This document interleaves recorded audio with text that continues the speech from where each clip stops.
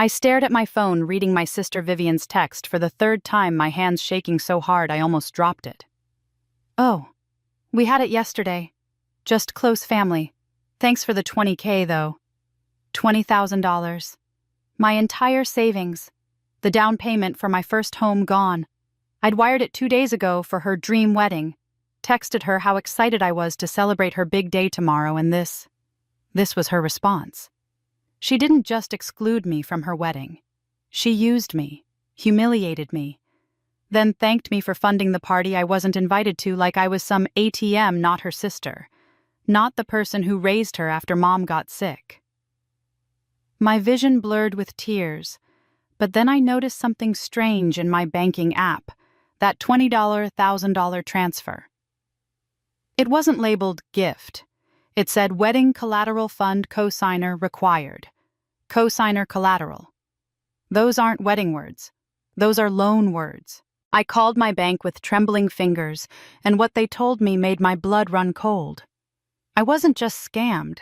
I was about to discover my sister had buried me in a web of fraud, so twisted, so calculated, it would take me from victim to investigator, to someone even she would learn to fear. Because what Vivian didn't know was simple. I'm a chief accountant. Numbers are my language. Lies leave trails. And I was about to follow every single one. This is the story of how my sister tried to destroy me and how I made sure she'd never destroy anyone again. My name is Holly Mercer. I'm 36 years old, and for the past 12 years I've worked as chief accountant at Cascade Logistics here in Seattle. People tell me I'm good at what I do, meticulous, they say, reliable. But the truth is, numbers have always made more sense to me than people. Numbers don't lie. Numbers don't break your heart. I should have remembered that before I trusted my sister. It was a Thursday evening when my world cracked open. I was sitting at my kitchen table with a glass of wine. I'd barely touched my phone in hand, scrolling through the photos I'd taken earlier that day. My outfit for Vivian's wedding was hanging on the back of my bedroom door, a soft blue dress I'd splurged on because I wanted to look perfect for her big day. I'd taken tomorrow off work, something I almost never do. My boss had been surprised when I requested it, but I told him this was important. My baby sister was getting married. Baby sister. Even now at 28, that's how I think of Vivian. I practically raised her after our parents' divorce turned nuclear 15 years ago. Mom fell apart.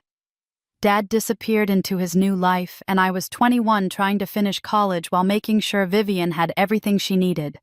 Lunches packed, homework checked, college applications filled out. I delayed my own dreams, the apartment I wanted, the travel I'd planned, the life I thought I'd have, because Vivian needed stability, and I was the only one who could give it to her. The $20,000 I'd wired her 2 days ago was supposed to be my future. For 3 years, I'd been saving for a down payment on a small house, something with a garden where I could finally put down roots.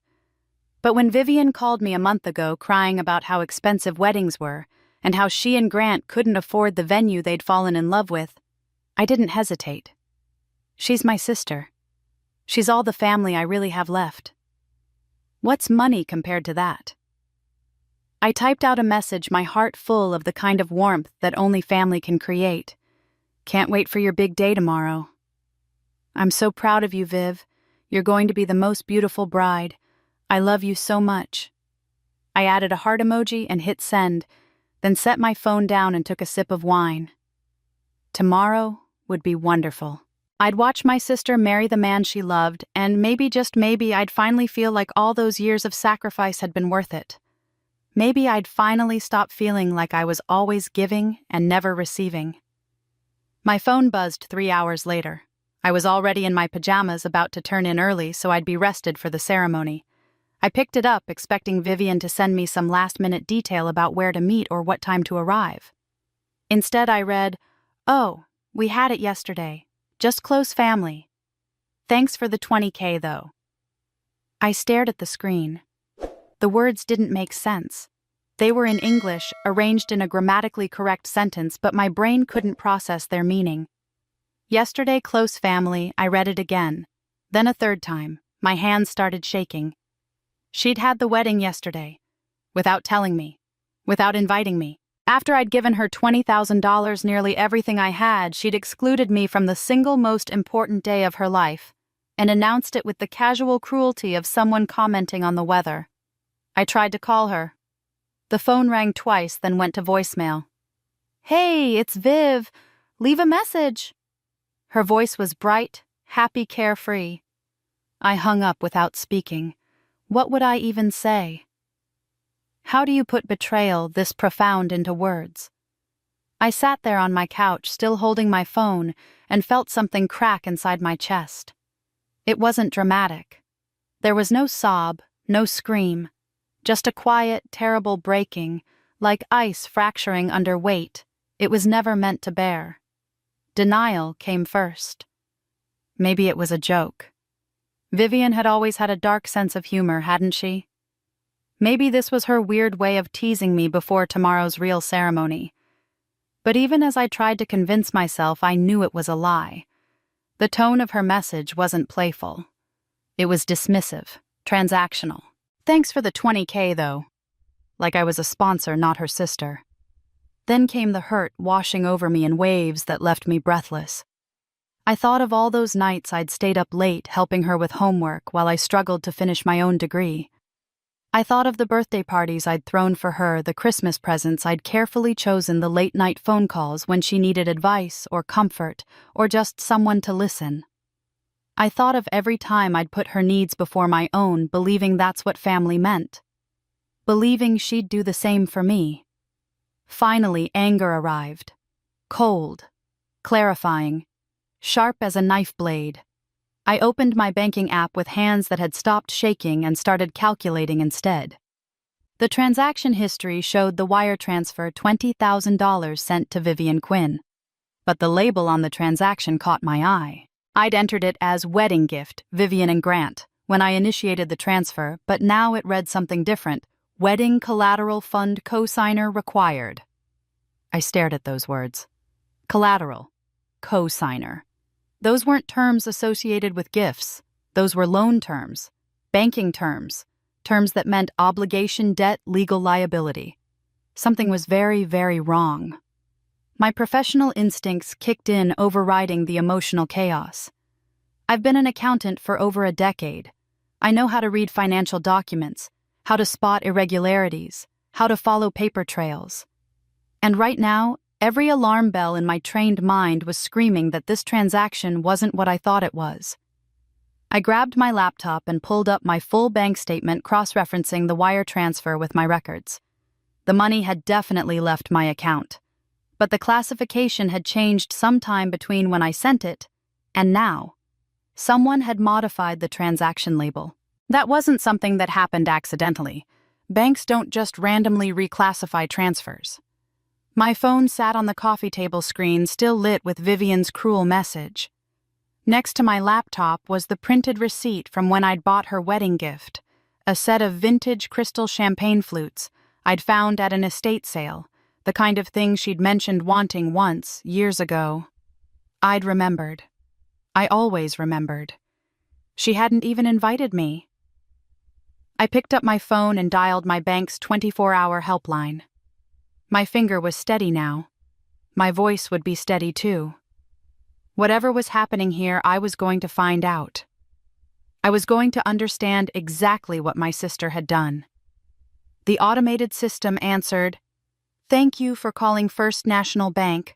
Please listen carefully as our menu options have changed. Press 1 for account balance. Press 2 for recent transactions. Press 3 for loan and co-signature inquiries. Press 4 for..." My finger hovered over the 3 key, loan and co-signature inquiries. I looked at my screen again. Wedding collateral fund cosigner required. I pressed 3. Whatever I was about to learn, I knew one thing with absolute certainty. My sister hadn't just broken my heart. She'd done something far worse. And I was about to find out exactly what.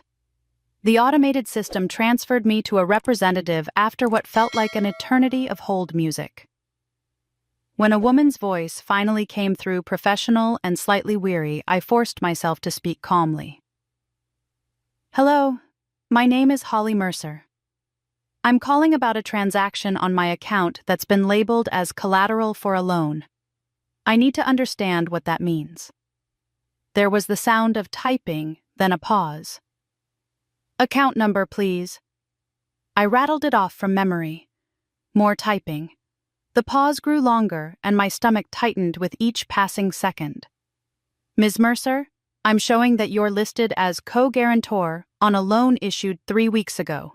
The principal amount is $80,000 with the borrower listed as Vivian Quinn.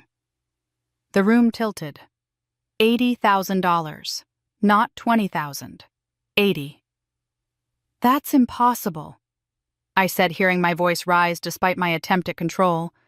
I never signed anything. I sent my sister $20,000 as a gift. I didn't co-sign a loan. I understand your concern, Ms. Mercer. The representative's tone shifted slightly, becoming gentler. Let me pull up the application documents. Can you hold for just a moment?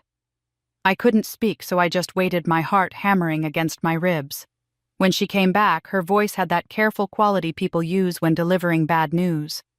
The signature verification shows that your authorization was processed using existing documentation from a previous loan consolidation dated 2 years ago. It appears that paperwork was used to establish your co-guarantor status on this new loan. My mind raced back. 2 years ago, Vivian had been drowning in student loan debt, panicking about the interest rates. I'd helped her consolidate everything into a single, more manageable payment. I'd signed paperwork, then authorization forms that allowed me to discuss her accounts with the lender to help her navigate the process. I'd been trying to help her build a stable financial foundation. Someone used that old signature. I asked, my voice barely above a whisper. Someone transferred it to a new loan application without my knowledge. I'm afraid that appears to be the case.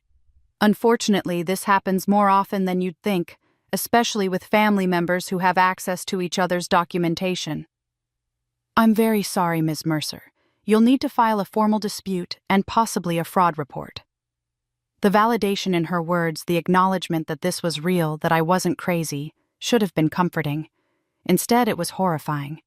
My sister had stolen my signature. She'd forged loan documents. She'd committed fraud, and she'd made me an unwitting accomplice. What happens if she doesn't pay? I asked, though I already knew the answer. As co-guarantor, you become legally responsible for the full amount plus any accrued interest and fees. It would also impact your credit rating significantly. I closed my eyes. As a licensed CPA, I understood exactly what that meant. My professional life was built on trust and financial integrity. I held fiduciary responsibilities at my firm. I had access to confidential financial information for dozens of clients. Any hint of impropriety, even as a victim of fraud, could trigger an ethics investigation by the state board. My firm would have to report this. There would be audits, questions, scrutiny of every financial decision I'd made. 12 years. I'd spent 12 years building my career, earning my credentials, establishing my reputation as someone meticulous and trustworthy. And my sister had put all of it at risk with a forged signature and a fraudulent loan application. I need copies of everything, I said, forcing my voice steady again. Every document associated with this loan. Can you email them to me? Of course, I'll send them right away. I'm also noting in your file that you're disputing the co-guarantor status. You'll need to follow up with our fraud department during business hours on Monday. Monday. 2 days away.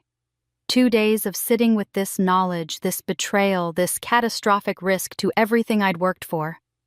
After I hung up, I opened my laptop and refreshed my email obsessively until the bank's message appeared. My hands were steadier now, but only because shock had given way to something colder. I downloaded the PDF and opened it, scrolling through pages of legal language and financial terms. Then I saw it. The witness signature line at the bottom of page 7, Grant Pierce. The name hit me like a physical blow. I knew that name. I stared at it, my mind racing to place it, to understand why it felt so familiar yet so distant. I opened my company's employee database and searched. Nothing current. I went back further, checking archived records. There it was, Grant Pierce Jr., accountant employed from January 2019 to March 2019. He'd left suddenly, I remembered now. Just stopped showing up one day, submitted his resignation via email with no explanation. I'd been going through a difficult time then, exhausted from working overtime while trying to manage Vivian's college expenses. Grant had been quiet, competent, someone who kept to himself. I barely remembered his face. Why would he witness Vivian's loan? How did they even know each other? I opened a browser and typed both their names into the search bar, then clicked on images. My breath caught. I clicked through to Instagram to Vivian's profile that I rarely checked because social media had always felt like a waste of time. Her feed was full of them. Grant and Vivian at restaurants, on hiking trails, at the beach. His arm around her shoulders, her head on his chest. The captions were effusive, dripping with declarations of eternal love and soulmate destiny. I scrolled down my stomach, churning until I reached a post from yesterday. The photo showed Vivian in a white dress, Grant in a dark suit, both of them laughing in front of what looked like a small garden venue. The caption read, "Just married to my soulmate, best day of my entire life. Forever starts now."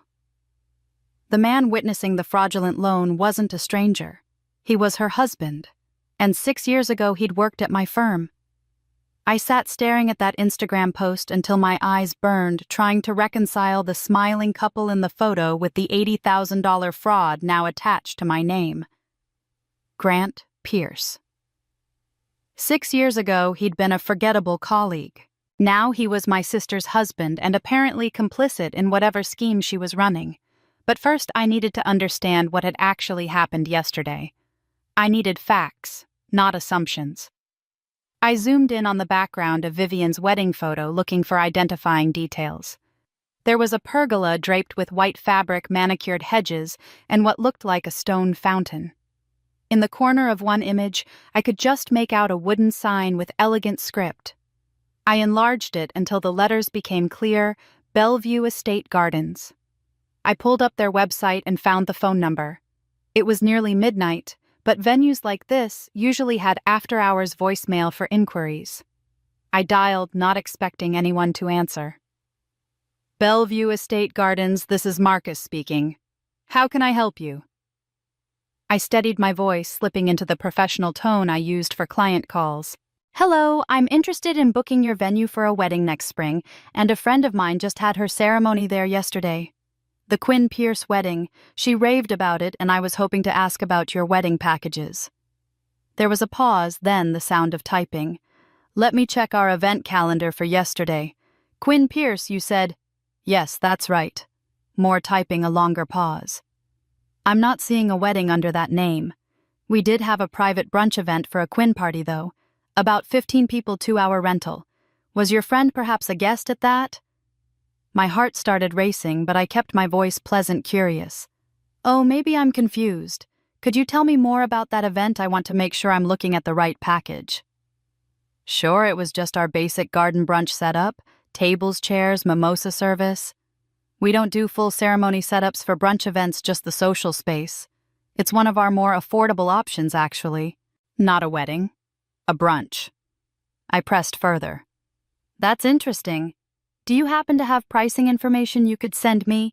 I'm comparing several venues and I need everything documented for tax purposes. Of course, I can email you our general pricing, and I can also send you the invoice from the Quinn event as a reference if that helps. What's your email address? I gave it to him, hung up, and waited. The email arrived within minutes. I opened the attachment with hands that had started trembling again. Engagement celebration brunch. Private family event. Duration 2 hours. Guest count 15. Total $3,200. Engagement celebration. Not a wedding. Not even close. The venue hadn't been set up for a ceremony at all. Just tables and drinks, a photo opportunity designed to look like something it wasn't.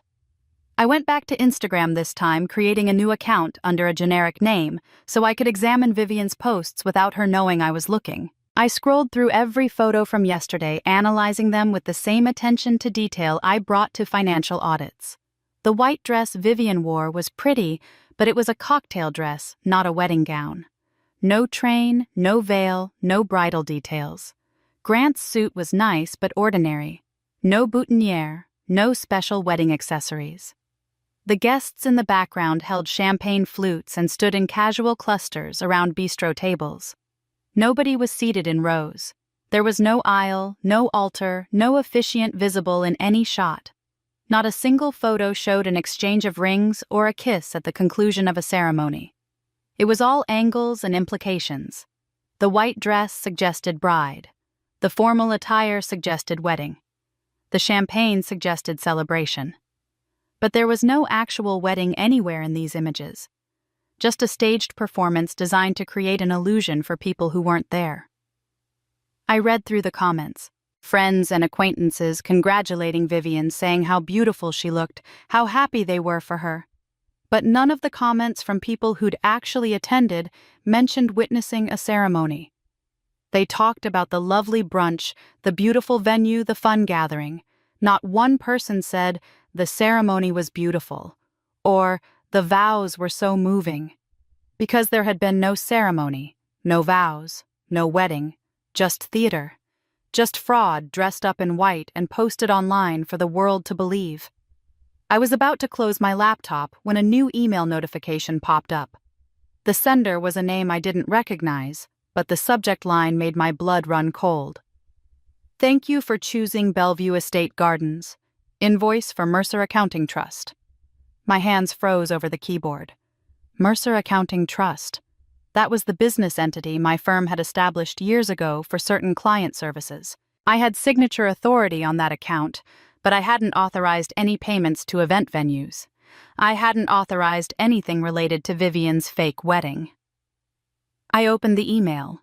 It was an automated follow-up message thanking the business for its patronage and attaching a receipt for record-keeping purposes. The invoice showed the same $3,200 charge, but this time it was billed to the trust account. Vivian had somehow used my company's business entity to pay for her fake wedding brunch, making it look like a legitimate corporate expense.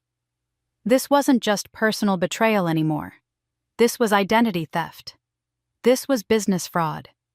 This was the kind of thing that could trigger an IRS audit of my entire firm, could implicate me in misuse of corporate funds, could destroy not just my career, but the livelihoods of everyone I worked with. I sat there staring at the screen, my mind racing through the implications. The fraudulent loan, the forged signatures, the fake wedding, the misuse of corporate identity. Each piece of this puzzle was worse than the last, and I could feel the walls closing in around me. My phone buzzed on the table beside me. Another email notification. This one from an internal company address I knew all too well. The sender was Richard Chen, my firm's compliance officer. The subject line read, "Urgent unauthorized use of company name for personal event." My entire body went cold. Someone had already flagged this. Someone had already noticed.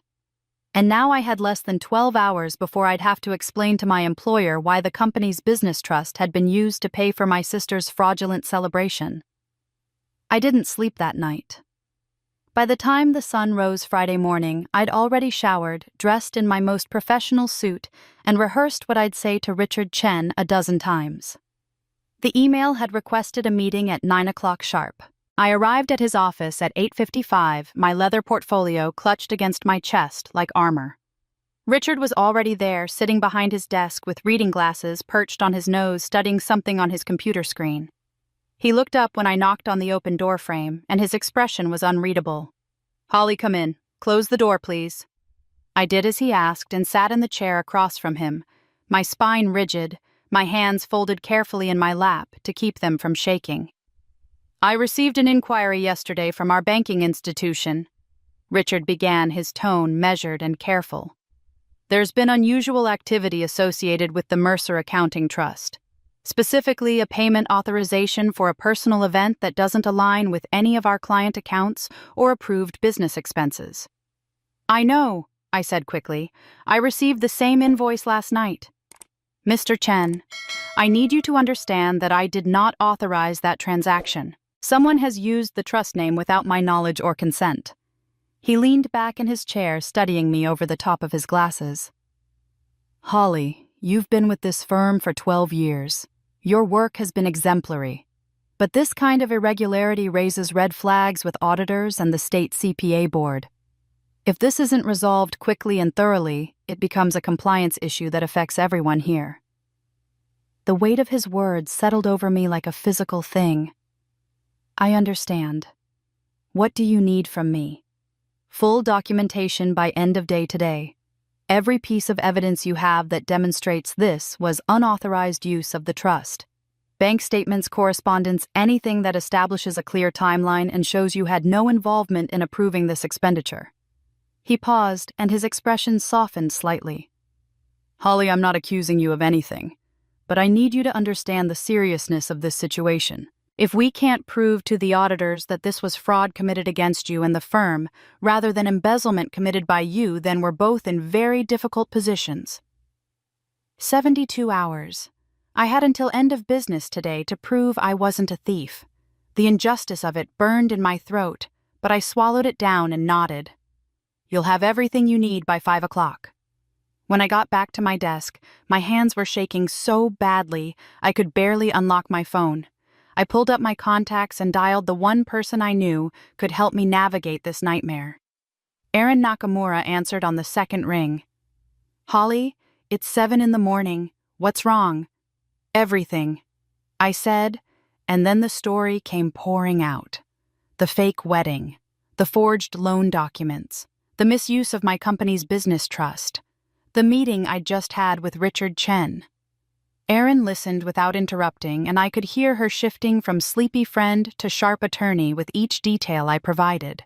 When I finally finished, she was silent for a long moment. Then she said, "Holly, you need to understand something. You're not just dealing with hurt feelings or family drama. This is fraud. This is identity theft. Based on what you're telling me, there's a possibility of money laundering charges if the pattern suggests your sister is moving illegally obtained funds through legitimate business entities. She's made you look like an accomplice." The floor seemed to drop out from under me. "I didn't do anything wrong." "I know that. But from the outside, from an auditor's perspective or an investigator's perspective, you're the one with signature authority on that trust account. You're the one with access. You're the family member who sent $20,000 right before a fraudulent loan was processed. The optics are terrible, Holly." I closed my eyes, pressing my fingers against my temples. "What do I do?" "Documentation over confrontation," Aaron said firmly. "Don't call Vivian yet. Don't let her know you know what she's done. If she realizes you're onto her, she'll start covering her tracks, deleting evidence, creating alternative explanations. We need to build an airtight paper trail first. Every bank record, every email, every piece of communication. I'm clearing my afternoon. Can you meet me at 2 o'clock? "Yes, thank you, Aaron." "That's what friends are for." She paused and I heard papers rustling in the background. "By the way, you said Grant Pierce witnessed the loan documents." "Yes. Why?" "That name came up in my case files last month. Something about witness fraud in King County, a case where someone was forging witness signatures on loan applications. Small world." She went quiet for a moment, then added, "Wait, Grant Pierce. Holly, didn't you used to mention someone named Grant when we were roommates back in college? That coworker you had a crush on?" The memory hit me like cold water. Grant? 6 years ago, when everything in my life felt overwhelming and impossible, there had been Grant. Quiet, steady Grant who worked 2 desks away from mine. We'd eaten lunch together, sometimes talked about books and music and nothing consequential. I'd felt something for him, something I'd been too exhausted and too responsible to pursue. And then one day, he was just gone. "I never told Vivian about him," I said slowly. But even as the words left my mouth, doubt crept in. "Are you sure?" Aaron asked gently. I wasn't sure. I wasn't sure of anything anymore. After we hung up, I sat at my desk, staring at nothing, my mind racing backward through time. Finally, I stood and went to my apartment during lunch break, heading straight for the closet where I kept old journals and college notebooks. I found the one from 2019, leather-bound and worn, and flipped through pages until I found the date I was looking for. March 15th, 2019. My handwriting neat and controlled even in personal writing. Grant resigned today. No goodbye, no explanation. It hurts more than it should. I was about to close the journal when I noticed another entry below it written in different ink, the handwriting looser, more emotional. The date was March 22nd, 2019. Vivian called. She asked me about Grant, said she saw his photo on my desk. I told her everything. The journal fell from my hands. I picked up the journal from where it had fallen and read that entry again, my own words from 6 years ago staring back at me like an accusation. I told her everything. What had I said to Vivian that day? I strained to remember the phone call, the conversation that had seemed so insignificant at the time. Vivian had been finishing her senior year of college, stressed about finals and job applications. She'd called me one evening needing to vent, and I'd been sitting at my desk at home staring at the small framed photo of the accounting department from a team-building event. Grant had been standing at the edge of the group, slightly apart from everyone else, and I'd caught myself looking at that photo more often than I wanted to admit. When Vivian asked what was wrong with me, why I sounded distracted, I'd told her. About Grant. About how we'd started having lunch together. How he'd stay late when I stayed late. How we'd talk about books and old movies and everything except the thing that was growing between us. About how he made me laugh for the first time in months. About how I'd been working up the courage to suggest we get dinner somewhere that wasn't the break room, and then he was just gone. I'd told her I felt foolish for caring. I'd told her his name, what he looked like, where he'd worked. I'd shown her his photo when she came to visit the following month, pointing him out in that team picture I still kept on my desk, like an idiot. 5 months later, according to Instagram, Vivian and Grant were dating. I sat down hard on my bed, the journal still open in my lap. The timeline was too convenient to be coincidence. Grant left my firm in March. Vivian graduated in May and moved back to Seattle in June. By August, she was posting photos of herself with him, captions about how they'd found each other at exactly the right time and how fate worked in mysterious ways. Had she looked for him? Had she tracked him down deliberately, knowing I'd had feelings for him? The thought made me feel sick, but I forced myself to follow it logically.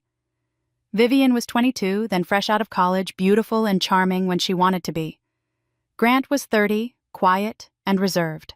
If she'd approached him with intention, with the story of being my sister, with whatever narrative she'd constructed, would he have seen through it? I opened my laptop and pulled up Grant's Facebook profile, which I'd found earlier through Vivian's tagged photos. His page was sparse, almost deliberately empty. No posts before 2020. No photos that weren't also on Vivian's Instagram. No friends list visible. No personal information beyond the basics. It was the social media presence of someone who wanted to exist online, just enough to appear normal, but not enough to leave a trail. Most people getting married filled their profiles with engagement photos, wedding planning updates, sentimental posts about their partner. Grant's page read like a witness protection profile. Minimal, generic, carefully curated to show nothing real. What kind of man leaves no digital footprint in the age of oversharing? Either someone pathologically private or someone with something to hide. I stood up and went to my kitchen table, spreading out everything I'd gathered so far. Bank statements showing the fraudulent loan.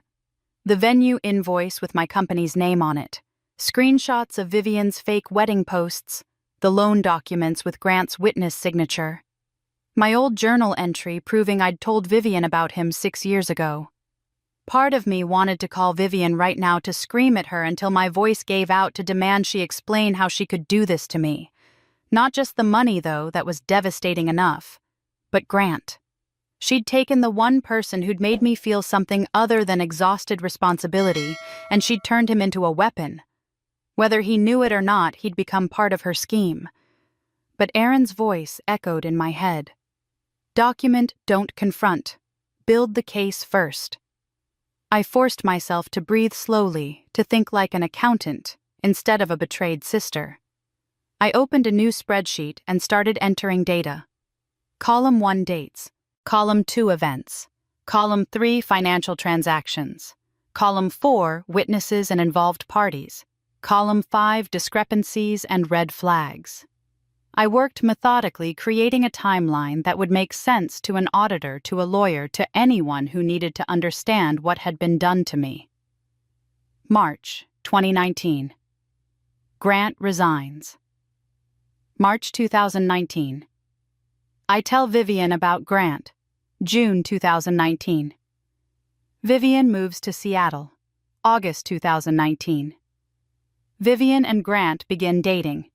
2 years later, they're engaged. 3 weeks ago, I wire Vivian $20,000. Same week, someone uses my signature to co-guarantee an $80,000 loan. 1 week ago, Vivian stages a fake wedding and uses my company's business name to pay for it. The pattern was clear when laid out like this. Each step built on the previous one, escalating in both financial scope and legal risk. This wasn't impulsive desperation. This was planned, methodical, sophisticated fraud. But I still didn't understand why. What was Vivian really after? What was Grant's role in all of this? Was he a willing participant or another victim? I needed answers, and there was only one person who could give them to me. My phone buzzed on the table, making me jump. A text from an unknown number lit up the screen. I picked it up with trembling hands and read the message. "Holly, it's Grant. We need to talk. This isn't what you think. Can we meet tomorrow morning? I owe you the truth." I stared at those words, my heart pounding so hard I could feel it in my throat. Grant. After 6 years of silence, after becoming my sister's husband, after witnessing fraudulent documents with my name on them, now he wanted to talk. Now he claimed he owed me the truth. I didn't know whether to laugh or cry. But I knew one thing with absolute certainty: tomorrow morning, I would meet him. And I would finally get answers, no matter how much they hurt. I texted back a single word: where? He responded with an address for a coffee shop in Issaquah, far enough from downtown Seattle that we wouldn't run into anyone we knew. I agreed to meet him at 8 the next morning, then spent the rest of the night alternating between rage and something more complicated that I didn't want to name. The coffee shop was small and nearly empty when I arrived 5 minutes early. Grant was already there, sitting at a corner table with 2 cups in front of him. He stood when he saw me, and I was struck by how different he looked from my memories. Older, yes, but more than that. There were dark circles under his eyes, and his shoulders carried a weight that hadn't been there 6 years ago. "I got you a coffee," he said quietly. "Black, 2 sugars. I don't know if you still take it that way." I did, but I wasn't going to tell him that. I sat down across from him without touching the cup, keeping my expression neutral and cold. "You said you owed me the truth. Start talking."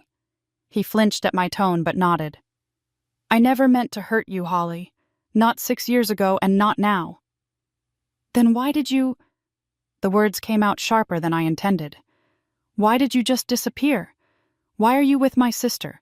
Why is your signature on fraudulent loan documents?" "My father," he said, and his voice cracked slightly. 6 years ago, I got a call that he was dying. Stage 4 pancreatic cancer. He had maybe 3 months left, and he was alone in Portland. My mom died when I was a kid, and I'm an only child. I had to go. I had to be there. I wanted to hold on to my anger, but the raw pain in his voice made it harder. "You could have said goodbye." I thought a clean break would be easier, for both of us. He looked down at his coffee. "I thought if I just left quietly you'd move on, and I wouldn't have to explain that I was leaving right when things between us were starting to feel like they could become something real." I was a coward. The admission hung between us, and I forced myself to stay focused. "What about Vivian? How did that happen?" "I met her at a professional networking event about a year ago. She came up to me, introduced herself, said she worked in finance and was new to the area. We talked about the industry, about Seattle. She mentioned she had a sister who was an accountant, but she never said your name. Not that night." He rubbed his face tiredly. We started dating. It felt easy, comfortable. She was charming and funny and seemed to really understand the pressure of corporate life. 3 months in, she casually mentioned my sister Holly the accountant during dinner, and I just froze. She acted like she didn't know we'd worked together, like it was this amazing coincidence. You believed that. By then, we were already serious. I wanted to believe it. And she seemed so genuine about wanting us to have a relationship separate from you because she didn't want things to be awkward. She said you'd moved on, that you were seeing someone, that you'd be uncomfortable if we all tried to be close. He met my eyes. She said the $20,000 you sent was your way of giving your blessing from a distance, of being generous while maintaining boundaries. I thought that was just who you were. Practical, kind, wanting the best for her, even if it meant keeping some distance. The lie was so smooth, so perfectly constructed. I was told the wedding was tomorrow. She texted me yesterday saying it had already happened. His face went ashen. What, Nomba Holly, I saw your text to her. She showed it to me. You said you were excited for the wedding. She told me you'd decided at the last minute that it would be too hard to attend, that seeing us together was more painful than you'd expected. When she posted that thank you message online, I thought it was sweet.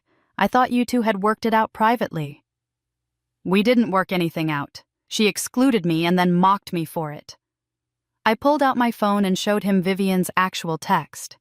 His hands shook as he read it. "Oh, God," he whispered. "Holly, I had no idea. I swear I had no idea." "Then explain your signature on the loan documents. Explain how you witnessed an $80,000 fraud." "I never signed anything." His voice was urgent now, almost desperate.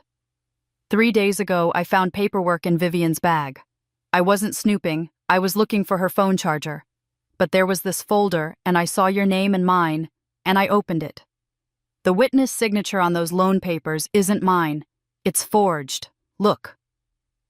He pulled out his phone and showed me a photo he'd taken of his actual signature on his driver's license, then a photo of the loan document. The signatures were similar but not identical. Different pressure, different angles on certain letters. I stared at the evidence, my mind racing.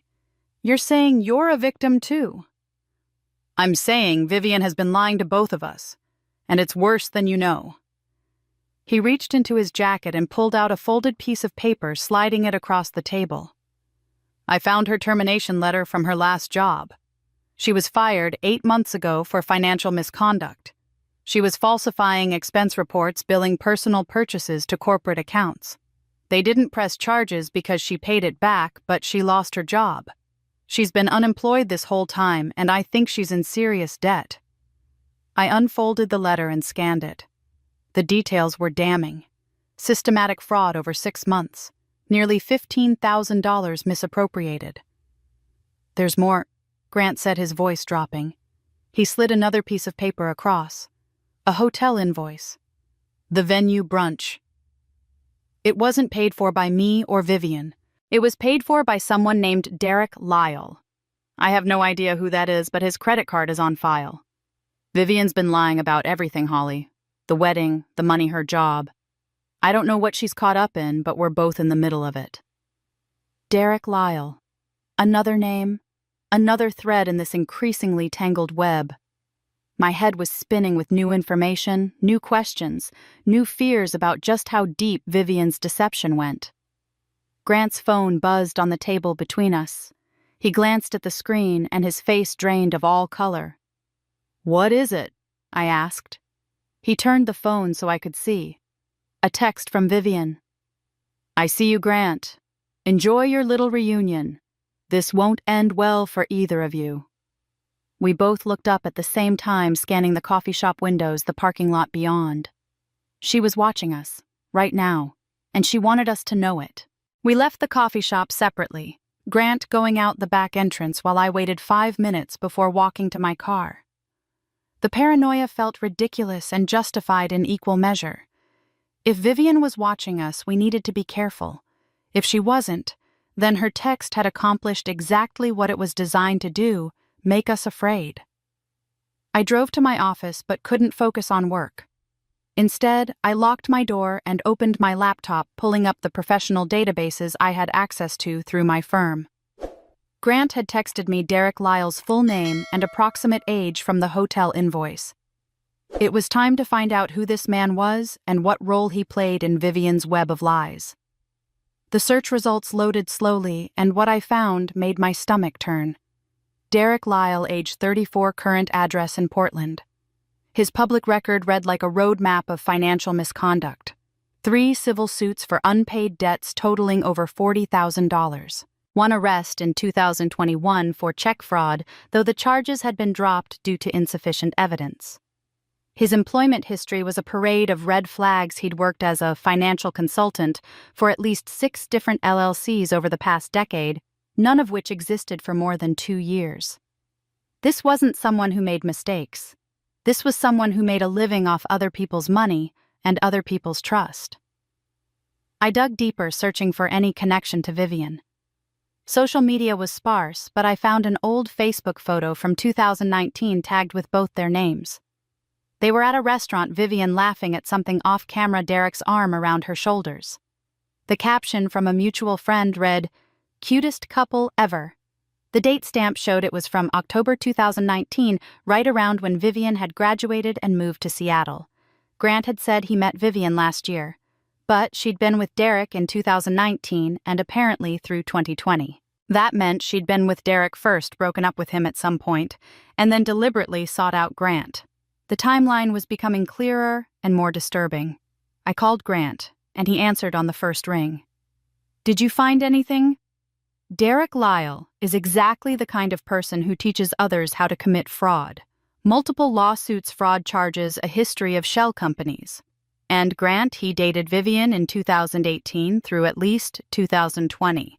She was with him before you. There was a long silence. She never mentioned an ex-boyfriend. Never. When I asked about her past relationships, she said she'd focused on school and hadn't dated much. She lied. About everything. I pulled up my bank records again, cross-referencing them with the loan documents Grant had photographed. "I need to trace where the loan money went. Can you send me clearer photos of those documents? All the pages. Give me 10 minutes. I'm going back to the apartment while Vivian's at her gym session. I'll photograph everything I can find." While I waited, I created a new spreadsheet, this one specifically tracking money movement. When Grant's email arrived with the photos, I opened each document and began extracting transaction codes and account numbers. The pattern emerged within an hour. Of the $80,000 in the fraudulent loan, $20,000 had been designated for me as the supposed gift. But the remaining $60,000 had been distributed across multiple transfers. The largest single transfer was $15,000 sent within 24 hours of the loan approval to an account registered to Lyle Consulting Services. I searched for Lyle Consulting Services in the Oregon Business Registry. The company had been registered 3 years ago, listing Derek Lyle as the sole proprietor. But there was no website, no phone number, no evidence that it provided any actual services. It was a shell, a hollow entity designed solely to receive and move money. The invoice line item labeled it as a wedding planning fee, which would have seemed legitimate to a bank reviewing the loan. But there had been no wedding. No real wedding anyway. Just a staged brunch that cost $3,200. The remaining $11,000 from that transfer had simply vanished into Derek's pocket. My hands were shaking as I called Grant back. "Vivian's not just stealing from me, she's paying off Derek. $15,000 went directly to him through a fake consulting company. This isn't about the wedding at all. This is about old debts. She's using my credit, my reputation, my money to settle whatever she owes this man." "Why would she owe him anything?" Grant asked, but I could hear in his voice that he was already putting the pieces together. "Because he taught her how to do this. The falsified expense reports at her old job, the forged signatures on the loan, the fake business entities. This is Derek's playbook. She learned from him and now she's trapped. She can't stop paying him because he has leverage over her." Grant was quiet for a moment, then said slowly, "The wedding wasn't about us at all. It was theater. A performance designed to make everything look legitimate. Exactly. Banks want to see stability, life milestones, family support. Vivian created a narrative-loving sister, sends generous gift. Happy couple gets married, responsible woman starts new chapter of life. All of that makes the loan application look normal instead of fraudulent. And my reputation as an accountant made me the perfect person to use. I'm credible, trustworthy. No one would suspect I'd be involved in fraud, which means no one would scrutinize the loan too carefully. She used both of us, Grant said, his voice hollow. She used your reputation and your money. She used me to make the relationship look real, to be another piece of legitimacy. I was never her fiancé. I was a prop. The cruelty of it was breathtaking. My sister hadn't just betrayed me, she'd orchestrated an elaborate fraud using the people who cared about her as tools, as camouflage for criminal activity. And somewhere behind all of it was Derek Lyle pulling strings and collecting money. We need to figure out what hold he has over her, I said. Why she's so desperate to pay him that she'd risk everything. Grant's response was cut off by a ping on my laptop, an email notification. The sender field was blank, just a string of random characters. No subject line, just an attachment. Grant, did you just send me something? No. Why? My cursor hovered over the attachment. Every instinct told me not to open it, but I needed to know. I clicked. The image loaded slowly. It showed Vivian and Derek sitting in a car, their faces clearly visible through the windshield. Vivian looked tense, her jaw set. Derek was leaning toward her, speaking, his expression cold. But it was the background that made my blood run cold. The brick facade of my apartment building, the distinctive blue awning over the entrance, the parking lot where I left my car every night. The timestamp on the photo read 2 weeks ago. Before the fake wedding. Before the loan cleared.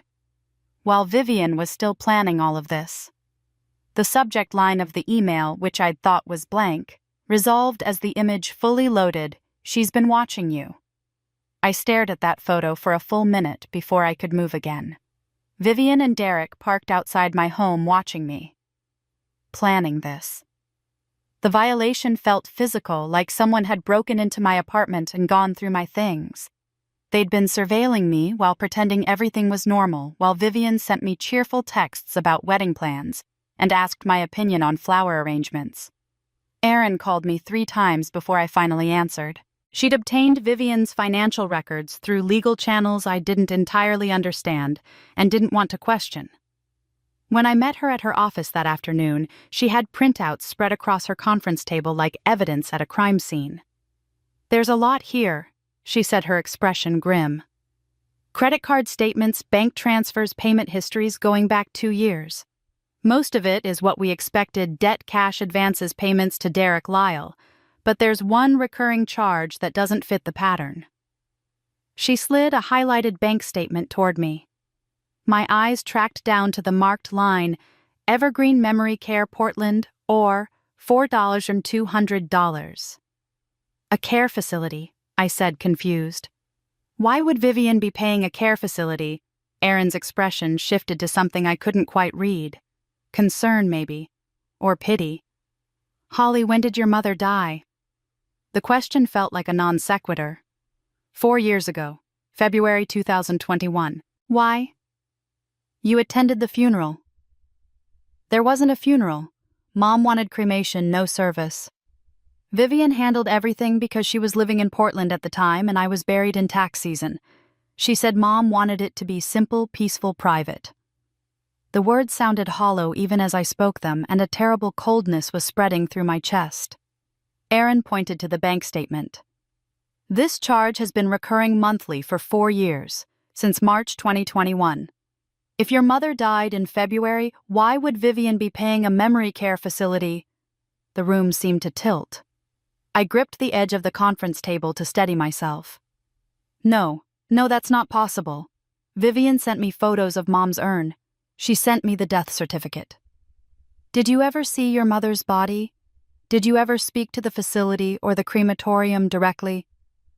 I couldn't answer, because the truth was, I hadn't. Vivian had called me crying, said Mom had passed peacefully in her sleep, that the funeral home had already collected her body. She'd sent me a PDF of what she said was the death certificate. She'd mailed me a small ceramic urn with Mom's name engraved on it. And I'd believed her because she was my sister, because I was drowning in work, because questioning her would have meant I didn't trust family. My hands were shaking so badly I could barely hold my phone as I searched for Evergreen Memory Care's number. Erin watched me, her face full of sympathy I couldn't bear to acknowledge. The phone rang twice before a cheerful voice answered. Evergreen Memory Care, this is Jennifer speaking. How can I help you?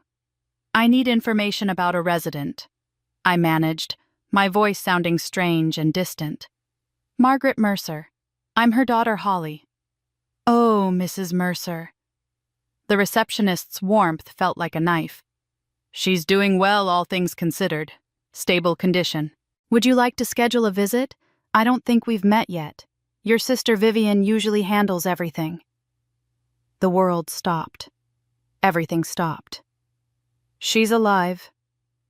There was a pause, confusion entering the receptionist's voice. Yes, of course she's alive. Ms. Mercer, is everything okay? Should I get the facility director? I'll call back, I whispered and ended the call before the woman could respond. I couldn't breathe. Couldn't think. My mother was alive. Vivian had told me she was dead. I'd grieved for 4 years, had cried myself to sleep, missing her, had visited what I thought was her grave. And she'd been alive the entire time, hidden away in a facility I didn't know existed. Erin was speaking, but I couldn't hear her over the roaring in my ears. Eventually, her hands on my shoulders pulled me back to the present. She guided me to a chair and put a glass of water in my hands. Breathe, Holly. Just breathe. She lied, I said, and my voice broke. She told me Mom was dead. Why would she do that? Erin sat down across from me, her lawyer mask firmly in place now. Your mother has Alzheimer's, doesn't she? I nodded mutely. Then here's what likely happened. When your mother's condition worsened 4 years ago, Vivian got power of attorney. That gave her complete control over your mother's finances, medical decisions, everything. By telling you Mom had died, Vivian eliminated oversight. No one was checking on how she managed your mother's assets. No one was visiting to verify the quality of care. She could control the narrative completely. The money, I said, understanding dawning like sickness. Mom's pension, her Social Security, her savings. Exactly. Vivian's been collecting all of it. The facility charges $4,200 a month, but I'd bet your mother's insurance and benefits cover significantly more. Vivian's been pocketing the difference. And that's not counting any other assets, the house, investments, anything else your mother owned. I thought of the small house in Portland where I'd grown up, the one Vivian said had been sold to pay for funeral expenses. I thought of Mom's life insurance policy that Vivian said went to covering debts. I thought of every dollar, every asset, every piece of our mother's life that Vivian had stolen while telling me our mother was dead. This isn't just fraud anymore, I said, my voice steadier now, colder. This is elder abuse. This is financial exploitation of a vulnerable person. This is kidnapping. Yes, Erin said quietly. It is. I stood up, pulling my phone out. I need to see her. I need to see my mother. Holly, you should prepare yourself. If she has advanced Alzheimer's, she may not recognize you. She may not understand. I don't care. She's alive and she's been alone, and I need to see her. I booked a flight to Portland for 6 the next morning, my fingers moving on autopilot. When I got home, I pulled out a suitcase and started throwing clothes into it without really seeing what I was packing. My mother was alive. The thought kept repeating in my mind like a mantra, like a prayer, like an accusation. My phone rang, vibrating across my bed. Vivian's name lit up the screen. I stared at it, feeling rage crystallize into something hard and sharp in my chest. 4 years. 4 years of lies. 4 years of grief I didn't need to feel. 4 years of our mother hidden away like a secret, like something to be ashamed of. I let it go to voicemail. A minute later, the notification appeared. I played it on speaker, needing to hear what she'd say, needing to know if she had any idea that her house of cards was collapsing. "Hey, sis." Vivian's voice came through saccharine and false. "We need to talk. I know you've been digging around asking questions about things that don't concern you. You need to stop, Holly. You don't understand what you're messing with. There are people involved in this who aren't as patient as I am. Call me back, please. Before you do something we'll both regret." The threat was barely veiled. The fake concern was an insult. I deleted the voicemail and blocked her number. Tomorrow I would see my mother. Tomorrow everything would change. Tonight I just needed to survive the rage. I didn't sleep that night. Instead, I sat at my kitchen table with my laptop and every document I'd gathered, organizing everything into a system that made sense. By the time dawn broke over Seattle, I had a plan. More importantly, I had evidence. Erin met me at her office at 7 a.m, looking crisp and focused despite the early hour. She'd transformed her conference room into a war room overnight. 2 whiteboards covered one wall filled with neat handwriting detailing fraud statutes, elder abuse laws, and relevant case precedents. On the table sat 3 labeled folders and a laptop connected to a large monitor. "Sit," she said, pouring me coffee from a carafe that smelled expensive and strong. "We're going to build you a fortress today." She walked me through the strategy with the precision of a general planning a campaign. First priority was protecting me from legal liability. We drafted a formal demand for contract review and sent it to the bank disputing my co-signer status on the $80,000 loan and alleging signature fraud with supporting documentation. The moment that filing hit the bank's system, the loan would enter pending investigation status, freezing any further draws and putting Vivian's access to those funds on hold. "This protects your credit and creates an official record that you're disputing the debt," Erin explained. "It also starts the clock on the bank's internal investigation. They'll have to verify the signatures, review the application process, and determine if fraud occurred. That documentation will be crucial later." Second, we prepared a detailed report of elder abuse for Adult Protective Services. Erin had already contacted them informally, and they'd agreed to launch an immediate investigation once we submitted the formal complaint. The report documented everything: the fake death announcement, the 4 years of isolation, the financial exploitation, the inadequate care facility chosen to maximize Vivian's profit margin. "APS doesn't mess around with these cases," Erin said. "They'll send investigators to the facility within 48 hours. They'll interview your mother if she's capable, review her care plan, audit the finances. If they find what we think they'll find, Vivian will lose power of attorney immediately and criminal charges will likely follow." Third, we filed a police report for identity theft and fraud. Erin had a contact in the financial crimes unit who agreed to fast-track the case given the scope of the scheme. We provided copies of everything: the forged signatures, the fake wedding documentation, the misuse of my company's business name, the connection to Derek Lyle's criminal history. Each step was documented with timestamps, case numbers, and reference codes. Every form was filed in duplicate. Every piece of evidence was cataloged and cross-referenced. It was meticulous, methodical, and absolutely airtight. "We're not going for revenge here," Erin said, meeting my eyes. "We're building a fortress around you. When this is over, Vivian will face consequences because the system will hold her accountable, not because you destroyed her. That distinction matters, Holly. It matters legally, and it should matter to you personally."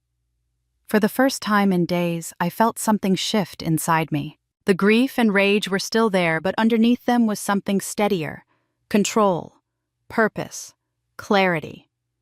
I spent the next 6 hours creating a comprehensive timeline of Vivian's fraud. Every lie, every transaction, every forged document arranged chronologically with supporting evidence. I organized 27 pieces of documentation into a 3-ring binder with color-coded tabs: financial fraud in blue, identity theft in red, elder abuse in green, corporate misuse in yellow. This was what I was good at. This was my language. Numbers didn't lie, and patterns told stories that words couldn't obscure. As I worked, my accountant brain fully engaged, overriding the emotional chaos. I wasn't Holly the betrayed sister anymore. I was Holly the forensic accountant building an irrefutable case. I realized something important as I labeled the final tab. I didn't need to destroy Vivian. I didn't need to become cruel or vindictive. I just needed to reveal the truth and let natural consequences unfold. The best response to fraud wasn't more deception. It was transparency, accountability. Light shined into dark places. By late afternoon, Aaron suggested one final tactical move. Send her a settlement offer. Make it formal, legal, and reasonable. Demand return of your $20,000, removal of your name from all loans, full disclosure about your mother's situation, and a written apology.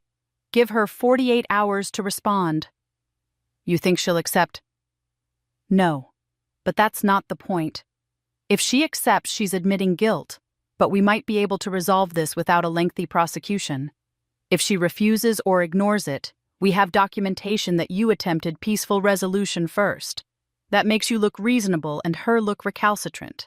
Either way, we win. It's bait, I said, understanding. It's strategy. Her response will tell us whether she's cornered and desperate or whether she still thinks she has leverage. Either way, we'll know how to proceed. We drafted the letter together using formal legal language that left no room for misinterpretation. It was cold, professional, and explicit about consequences if the terms weren't met. Aaron sent it via email and certified mail, creating multiple proof of delivery records. Then we waited. 47 hours later, exactly 1 hour before the deadline expired, my email pinged. Vivian's name appeared in my inbox, and my stomach tightened reflexively. I opened it. One line. No greeting, no signature, just 9 words. You want war, Holly. You'll regret going against blood. I'll make sure everyone knows what you really are. I read it twice, then forwarded it to Aaron without comment. Her response came back within minutes. Perfect. She just threatened you in writing. Save everything. We file criminal charges tomorrow morning. I should have felt afraid. Instead, I felt something colder and harder. Vivian had made her choice. She'd chosen to threaten rather than negotiate, to attack rather than acknowledge what she'd done. She'd chosen war, and war was something I was now prepared to wage with every legal weapon at my disposal. I saved the email, added it to my evidence binder as item 28, and began drafting my victim impact statement for the prosecutor's office. If Vivian wanted everyone to know what I really was, I'd oblige her. I was someone who kept meticulous records, someone who understood systems and knew how to use them, someone who would not be intimidated or silenced. I was the person she should have been afraid of from the beginning. Grant called me the morning after Vivian's threatening email asking to meet at a notary office downtown. His voice on the phone sounded different, harder, like something fundamental had shifted in him overnight. When I arrived, he was already there, sitting in the small waiting area with a manila folder on his lap and an expression I'd never seen on him before. It was rage barely contained. I had it analyzed, he said without preamble, standing to shake the notary's hand as we were called into her office. My signature on the loan documents. I took it to a handwriting expert yesterday. The notary, a efficient woman named Patricia Chen, laid out the documents Grant had brought. On one side was the loan paperwork with Grant's supposed witness signature. On the other was a collection of his real signatures from employment records, his driver's license, and an apartment lease. The conclusion is definitive, Patricia said, adjusting her glasses. These signatures were not made by the same hand. The witness signature on the loan document shows evidence of digital manipulation. It was likely scanned from another document and placed onto this one. Grant's hands were shaking as he pointed to the apartment lease. We signed this together 9 months ago when we moved in. Vivian had access to it. She could have scanned my signature any time. I looked at the signatures side by side. The differences were subtle but present once you knew what to look for. The pressure was wrong, the flow of certain letters slightly off. It was good forgery, the kind that would pass casual inspection, but it wasn't genuine. She forged your signature, I said quietly. You never witnessed anything. No, I didn't. Grant's voice cracked. And that's when I understood. She didn't meet me by accident at that networking event. She didn't fall in love with me. She researched me, Holly. She found out I'd worked with you, that I'd left suddenly, that there was history between us she could exploit. She cultivated this entire relationship as a means to access both of us." The words hung in the air, terrible in their implications. I thought about that timeline I'd constructed, about how deliberately each piece had been placed. Vivian hadn't stumbled into this fraud. She'd engineered it with precision and patience. Everything was calculated. Grant continued, his anger giving way to something rawer. "I feel violated. I feel like an idiot. I thought someone loved me and I was just a tool." After we left the notary's office, we walked to a nearby park and sat on a bench far from anyone else. Grant needed to talk, and I needed to listen. "The relationship was always strange," he admitted. "She pushed for commitment so fast. We were engaged after 6 months. She wanted the wedding planned for 8 months after we started dating. I thought she just knew what she wanted, that she was decisive and passionate. Now I see it was urgency. She needed to move quickly before I figured anything out." "She kept you away from me," I said, understanding, clicking into place. "Yes, she said it would be too awkward, that you needed space from both of us because of our history. She said you were uncomfortable with the relationship and preferred we keep things separate. It seemed reasonable at the time, especially since you were my former coworker. I thought I was being respectful of your boundaries." He laughed bitterly. "She was isolating me, keeping me away from the one person who could have warned me, who knew her well enough to see through the act." I thought about all the times I could have met Grant over the past year, if Vivian hadn't been controlling every interaction, filtering every piece of communication through her own narrative. We'd been kept apart deliberately, two people who might have compared notes and discovered the truth too early. "Even the engagement ring," Grant said. "She insisted on picking it out herself, said she knew exactly what she wanted and didn't want me to worry about choosing wrong. She paid for it with what she called our shared funds money from a joint account she'd set up. I transferred money into that account every month, trusting her to manage our wedding expenses. I bet it was all loan money, wasn't it?" "Probably," I said. Nothing about any of this was real. Grant turned to face me fully, his expression exhausted but determined. "I want to help you stop her. Not for revenge, because what she's doing is going to destroy more people if we don't stop it. She's not going to wake up one day and decide to be honest. She's going to keep going until someone forces her to stop." I hesitated. Trusting Grant felt dangerous after everything Vivian had done to manipulate both of us. But I also recognized that having someone inside Vivian's world, someone with access to her apartment and her documents, could be crucial. "I don't know if I can trust you," I said honestly. "I understand that. I don't know if I'd trust me either if I were you. But I have access to things you don't. Her apartment, her laptop, her files. I can document everything she's hidden. Let me help." I studied his face, looking for any sign of deception, any hint that this was another layer of Vivian's manipulation. All I saw was genuine anger and something that looked like shame. "What if the truth destroys you too?" I asked. "If we expose everything, your name will be tied to fraud investigations. Your professional reputation—" "I don't care anymore," Grant interrupted. "Some things matter more than reputation. Like making sure she doesn't do this to anyone else. Like helping you get justice for what she did to you and your mother. Like being able to look at myself in the mirror and know I did the right thing when it mattered." Before I could respond, his phone rang. We both looked at the screen. Vivian. "Answer it," I said. "Put it on speaker." Grant's finger hovered over the accept button for a moment, then he pressed it. "Hey, where are you?" Vivian's voice came through strained and hurried, none of the usual sweetness in her tone. "I need you to do something for me. Don't ask questions. Go to my apartment right now and clear out the filing cabinet in the bedroom. Take everything in it and burn it, all of it." Grant's eyes met mine.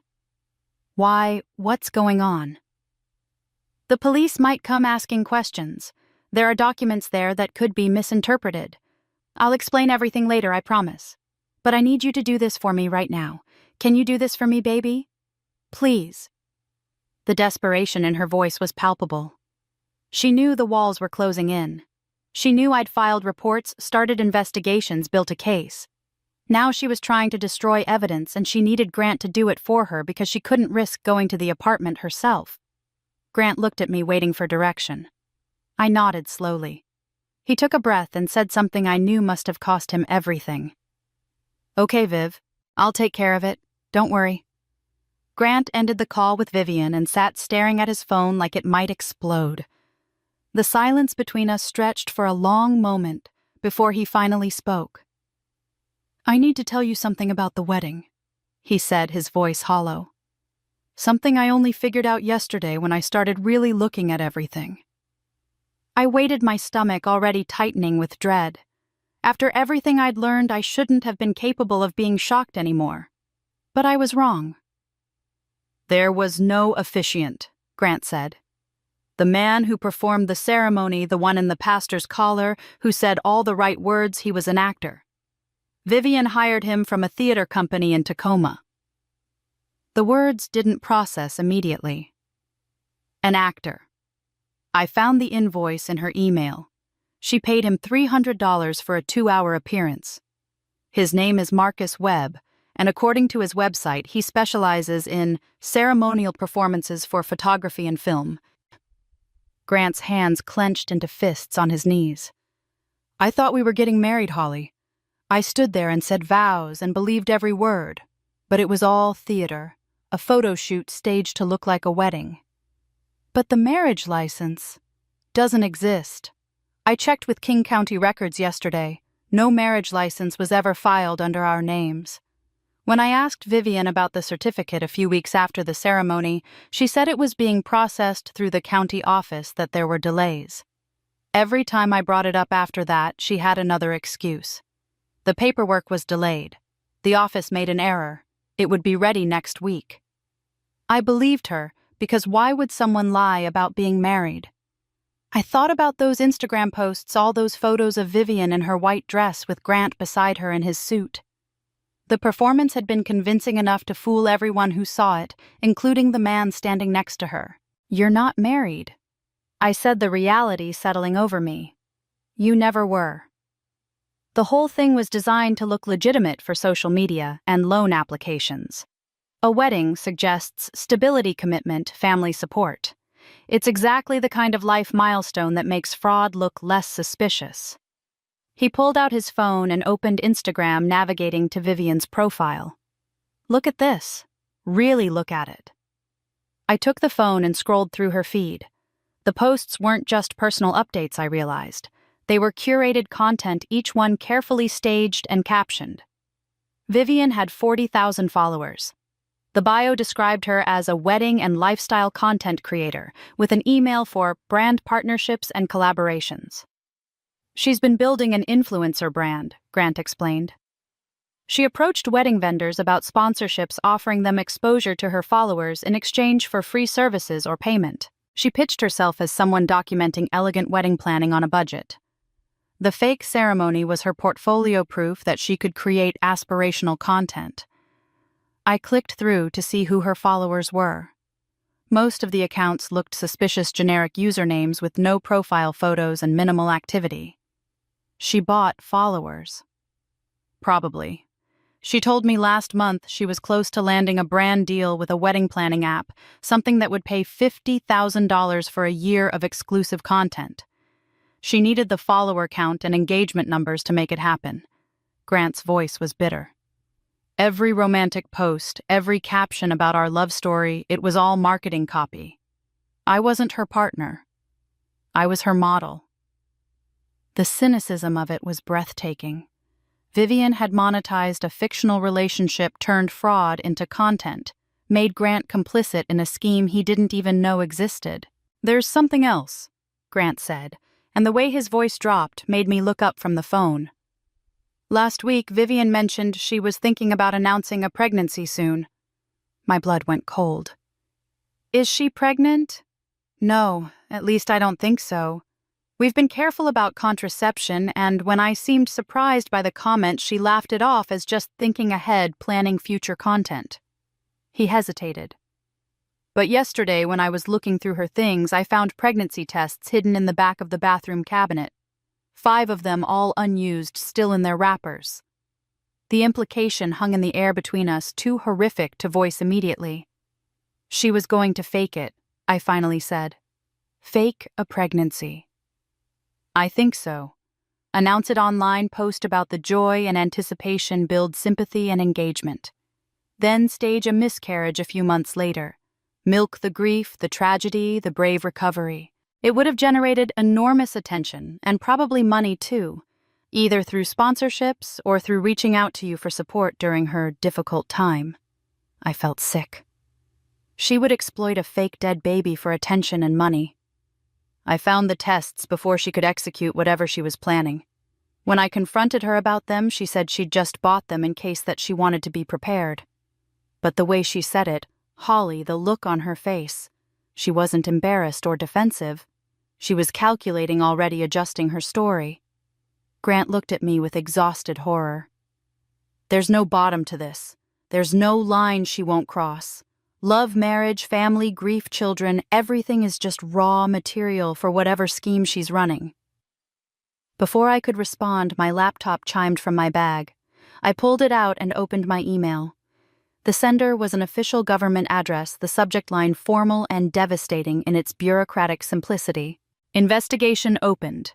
Case, Mupper 2025-4782, Margaret Mercer, Evergreen Memory Care. I clicked it open with trembling hands. The message was brief and professional. Adult Protective Services had received my report and opened a formal investigation into the care and financial management of Margaret Mercer. An investigator named Sarah Chen wanted to meet with me tomorrow morning at 9 to discuss the allegations and gather additional evidence. It was real now. Official. There were case numbers and government agencies and investigators with the power to subpoena records and interview witnesses. This wasn't just family drama anymore. This was a criminal investigation into elder abuse, fraud, and financial exploitation. There was no going back from this moment.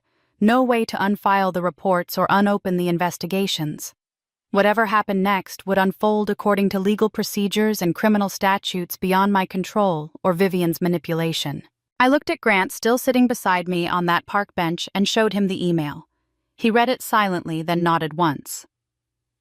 Good, he said simply. Let it all come out.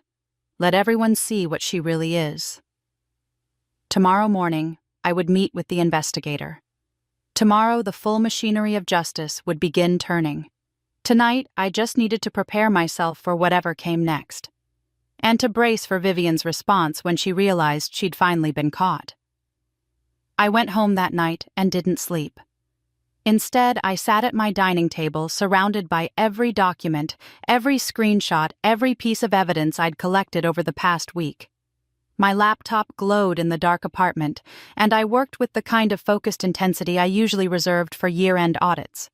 This was my language, my skill set, my weapon. Numbers and documentation don't lie, and I was about to prove it.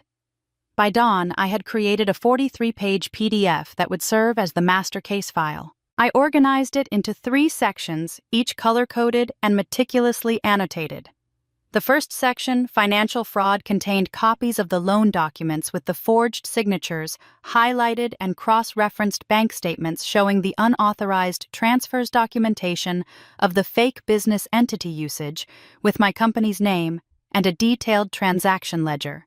That ledger told the story clearly: $15,000 to Derek Lyle's shell company, labeled as wedding planning fees, $8,000 in personal shopping charges that Vivian had claimed were wedding expenses, but were actually designer clothes and luxury items for herself, and the trail of where every dollar of the $80,000 loan had actually gone. The second section, identity theft, was a timeline of deceptions. I included screenshots of Vivian's Instagram posts arranged chronologically, the venue invoice showing it was a brunch, not a wedding, the actor's receipt for ceremonial performance services, and documentation proving no marriage license had ever been filed. I added the forged signature analysis from the handwriting expert copies of my old authorization forms from 2 years ago that had been misused, and a detailed narrative explaining how each piece of my identity had been weaponized against me. The third section, elder abuse, was the hardest to compile because every page felt like another betrayal. I included the fake death certificate Vivian had sent me 4 years ago, the real care facility records showing Mom was alive, power of attorney documents Vivian had filed, and a financial analysis comparing what Mom's benefits and insurance should cover versus what the cheap facility actually charged. The difference was staggering. Mom should have been receiving care worth $7,200 monthly based on her insurance coverage and pension, but Vivian had placed her in a facility charging only $4,200. That meant Vivian had been pocketing $3,000 every month for 4 years. $144,000 stolen from our mother's care. Each page was annotated with dates, dollar amounts, and the specific legal statutes violated. I cited fraud laws, elder abuse regulations, identity theft statutes. This wasn't just a collection of grievances. It was a prosecutable case organized and presented with the precision of someone who'd spent 12 years learning how to make numbers tell irrefutable stories. I called Erin at 7 in the morning. She answered, sounding alert despite the early hour, and I knew she'd been expecting my call. "It's done," I said. "The complete case file, 43 pages. Send it to me. We need to be strategic about distribution." Over the next 2 hours, we executed the plan she'd outlined. First, I sent the financial fraud section to the credit union's fraud investigation department with a formal written complaint. Within 30 minutes, I received an automated response confirming receipt and case number assignment. That single action would trigger an internal audit freeze any remaining access Vivian had to the loan funds and flag all her accounts for suspicious activity review. Second, the elder abuse documentation went to Adult Protective Services, supplementing the initial report I'd already filed. Sarah Chen, the investigator I was meeting with tomorrow, responded personally to confirm receipt and thanked me for the comprehensive materials. Third, and most strategically, we prepared but didn't file the identity theft report with police. Erin explained this was leverage a card we could play if Vivian tried to fight back or disappeared. The threat of criminal charges could be more useful than the charges themselves if we needed to force cooperation later. 3 agencies, 3 investigations, all launching simultaneously, Erin said with satisfaction. She can't fight on 3 fronts at once. The walls are closing in from every direction. Despite Erin's advice to let the authorities handle everything from here, I felt compelled to send one final personal message. Not because I expected Vivian to suddenly develop a conscience, but because I needed documentation showing I'd attempted peaceful resolution before the full weight of criminal prosecution fell on her. I opened my email and typed carefully, keeping my words cold and professional. "Vivian, I've discovered everything. The forged signatures, the fake wedding, the loan fraud, Mom being alive when you told me she was dead. I'm giving you one last chance to make this right before legal consequences become unavoidable. Return my $20,000 within 72 hours and surrender power of attorney over Mom to me immediately. This is not negotiable. This is survival." I read it 3 times, removed any hint of emotion or accusation that could be used against me later, and hit send. The email whooshed away, and I sat back in my chair feeling emptied out. I didn't expect her to comply. I didn't expect remorse or apology or sudden honesty. But I needed her response on record. If she ignored this offer or responded with threats, it would prove malicious intent rather than misunderstanding. It would be the final piece of legal armor protecting me. My phone buzzed 20 minutes later. Not an email. A text message. I picked it up and saw it was a group chat, both my number and Grant's included. "You both betrayed me. Fine. I guess I'll have to tell everyone the real truth about Holly, about what she did to Mom, about why she's really doing this. You want war? I've got receipts too." I stared at the message, reading it twice. What I did to Mom, I'd done nothing except trust my sister when she told me our mother was dead. I'd grieved honestly, sent money, faithfully supported Vivian through what I thought was shared loss. But Vivian was claiming she had receipts, evidence, some counter-narrative that would make me the villain in this story. I forwarded the text to Erin without commentary. Her response came back within seconds. Perfect. She just made a threat and a false accusation in writing. Document everything. Whatever she's planning to claim about you, we'll bury it under the mountain of actual evidence you've built. She's desperate and cornered. This is when people make their biggest mistakes. I saved the text, added it to my evidence file as item number 44, and tried to prepare myself for whatever story Vivian was about to tell. Whatever lie she was about to weaponize. Because if there was one thing I'd learned over the past week, it was that my sister's capacity for deception had no bottom, and a cornered liar was the most dangerous kind. That night, I couldn't stop thinking about Vivian's message. You both betrayed me. The audacity of it, the twisted logic that allowed her to cast herself as the victim while I sat surrounded by evidence of her crimes, should have made me angrier. Instead, it sent me spiraling into memories I'd worked hard to bury. I was 20 years old when Mom got her diagnosis. Vivian was 12, still a child really, with braces and a backpack covered in boy band stickers. Our parents had been divorced for years by then. Dad long gone into his new life with a new wife and new children who didn't remind him of his failures. Mom had been holding everything together with 2 jobs and sheer determination, but Alzheimer's doesn't care about determination. I remember the day we got the news. Mom sat in the neurologist's office nodding calmly as he explained about plaques and tangles and inevitable decline while Vivian cried silently beside me. That night, after I'd put Vivian to bed and Mom had fallen into confused sleep, I sat at the kitchen table and did the math. Mom couldn't work anymore. Vivian needed to finish school. Someone had to pay the bills and manage the medications and make sure our family didn't completely fall apart. I dropped out of university that semester. My professors were sympathetic, but clear if I wanted to come back, I'd have to reapply. My friends drifted away when I stopped showing up to parties and study groups. I took a job working night shifts at a logistics company doing data entry and basic bookkeeping, learning on the job, the skills that would eventually become my career. I bathed Mom when she forgot how. I managed her medications when she couldn't remember what the pills were for. I held Vivian when she came home crying because kids at school were cruel about having a sick mother. I promised her everything would be okay, that I would take care of everything, that she could still have a normal life, even if mine had to be put on hold. And I kept that promise. I went back to school part-time, taking night classes while working full-time. I made sure Vivian had everything she needed for high school, then helped her apply to colleges, then covered the gap between her scholarships and her tuition. I sacrificed dating friendships, travel, every dream I'd had for myself because she was my baby sister and she deserved better than what our broken family had given her. This was how she repaid that sacrifice. By stealing from me, lying to me, hiding our mother away, and telling me she was dead. I called Aaron at 11 o'clock at night, crying so hard I could barely speak. Maybe I should just let it go, I said when I could finally form words. She's my sister. She's clearly troubled, clearly broken somehow. Maybe I pushed her to this.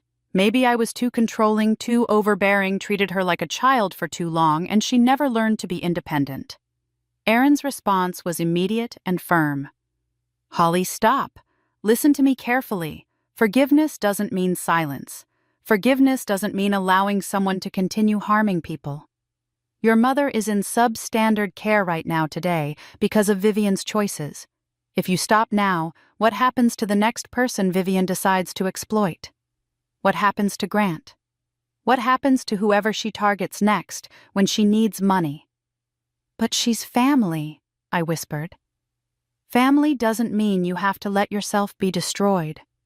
Family doesn't mean enabling someone's worst impulses.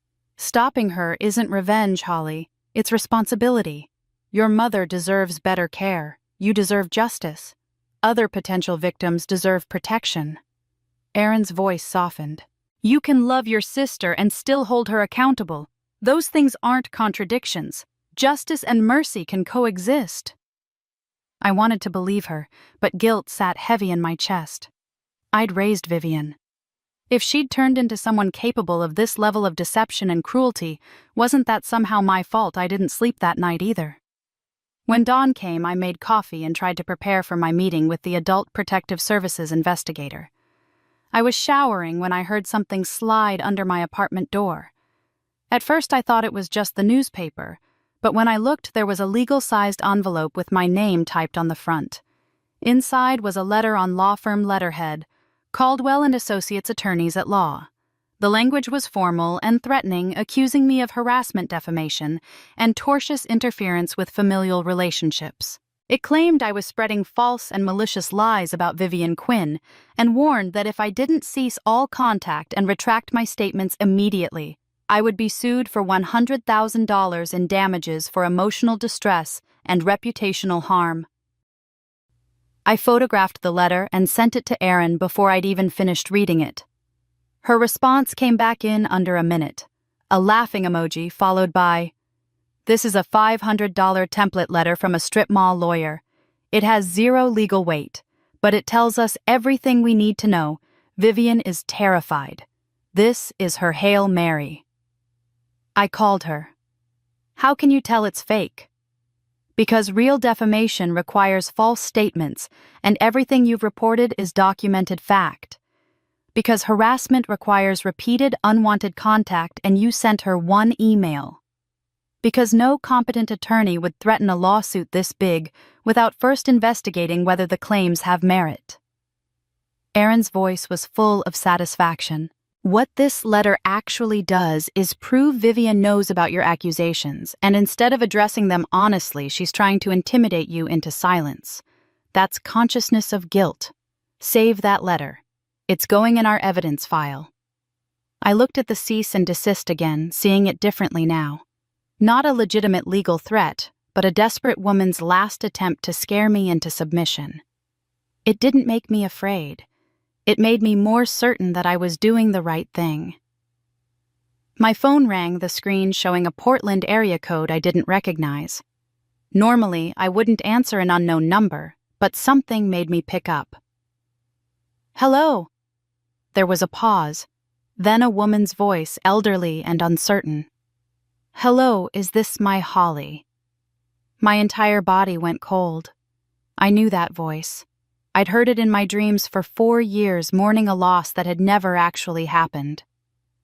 "Mom," I whispered. "They said I couldn't call before. But I remember you, baby. I remember my Holly. Where are you? When are you coming to see me?" I collapsed onto my couch, the phone pressed so hard against my ear it hurt. My mother, alive, speaking to me, remembering me. "I'm coming, Mom," I said through tears. "I'm coming today. I promise." After I hung up with Mom, promising her I'd visit that very day, I sat on my couch crying for 20 minutes. My mother's voice, confused but still knowing me, still calling me baby, had broken something open in my chest that I'd kept sealed for 4 years. I was booking a flight when my doorbell rang. I wasn't expecting anyone, and for a moment I wondered if it was Vivian coming to confront me in person.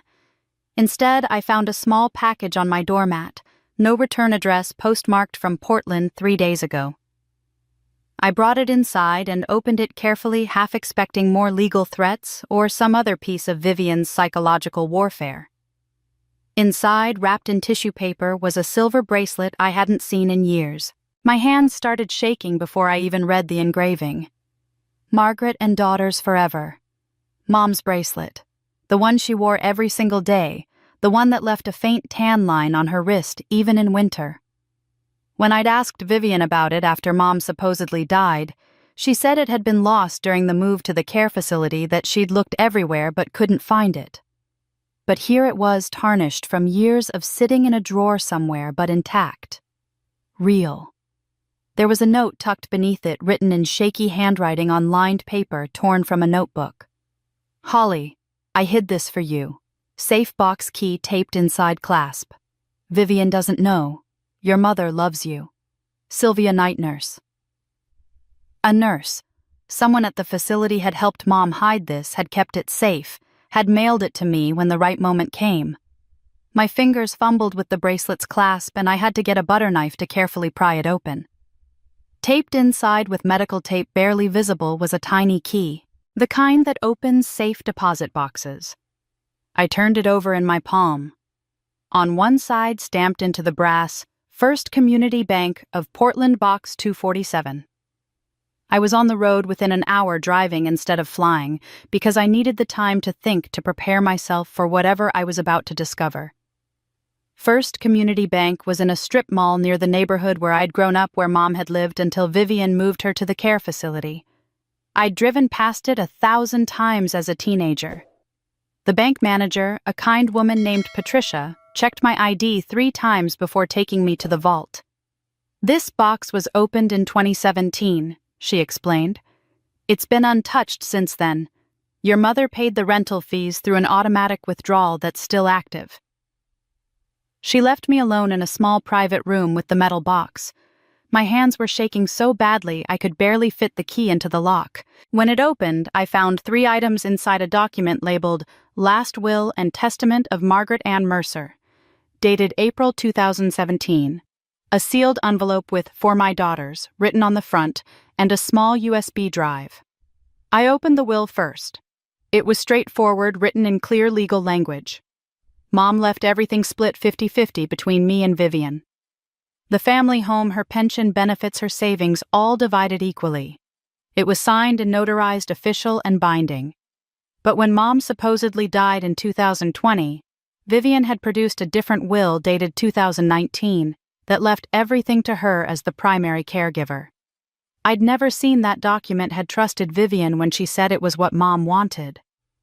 Vivian had forged a new will. She'd stolen my inheritance on top of everything else. I opened the envelope with trembling fingers. Mom's handwriting covered 2 pages neater than it had been in her final years, written during one of those increasingly rare moments of clarity. "My dear daughters, if you're reading this, I've probably forgotten who you are.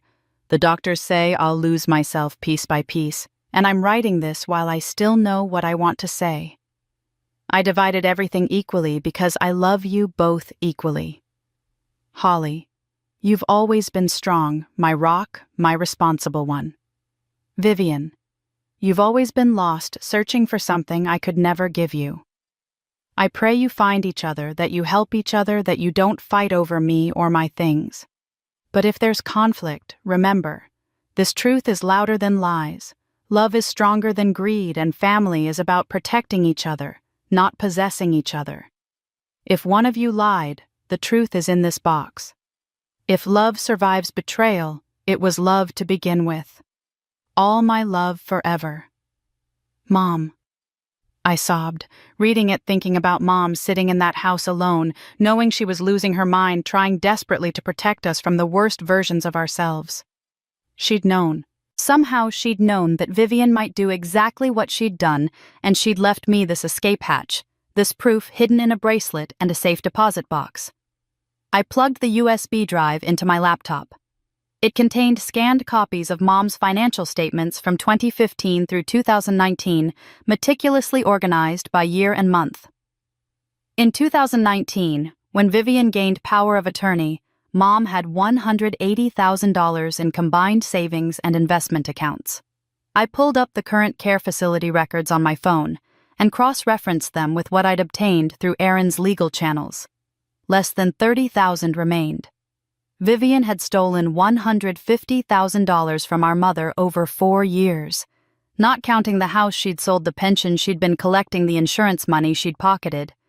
I sat in that little bank room surrounded by the evidence of my mother's love and my sister's betrayal, and I felt something fundamental shift inside me. This wasn't about hurt feelings anymore. This wasn't even about the money Vivian had stolen from me personally. This was about a woman who had systematically exploited our sick mother, who had turned Mom's vulnerability into profit, who had stolen not just money, but years of care and dignity that Mom deserved. My phone buzzed. A text from Grant. "Holly, I found something in Vivian's apartment. You need to see this now. It's about Derek. It's worse than we thought. How fast can you get to Portland?" I looked at the time. I was already in Portland.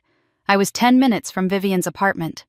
I gathered everything from the safe deposit box, locked it carefully, and texted Grant back. "I'm here. Send me the address." Whatever he'd found, whatever new horror Vivian had hidden, I was ready to face it. Because I had Mom's truth in my hands now, and nothing Vivian could do would make me back down. Grant was waiting at a coffee shop 3 blocks from Vivian's apartment, and he looked like he hadn't slept in days.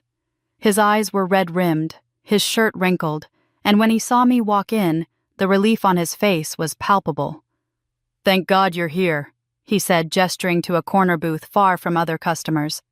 "I didn't destroy anything. I documented everything instead." He pulled out his laptop and a thick folder of printed documents. "After Vivian called asking me to burn everything, I went to the apartment. But I didn't go there to help her cover her tracks. I went to preserve evidence." His voice was shaking slightly. "Holly, what I found is so much worse than we thought."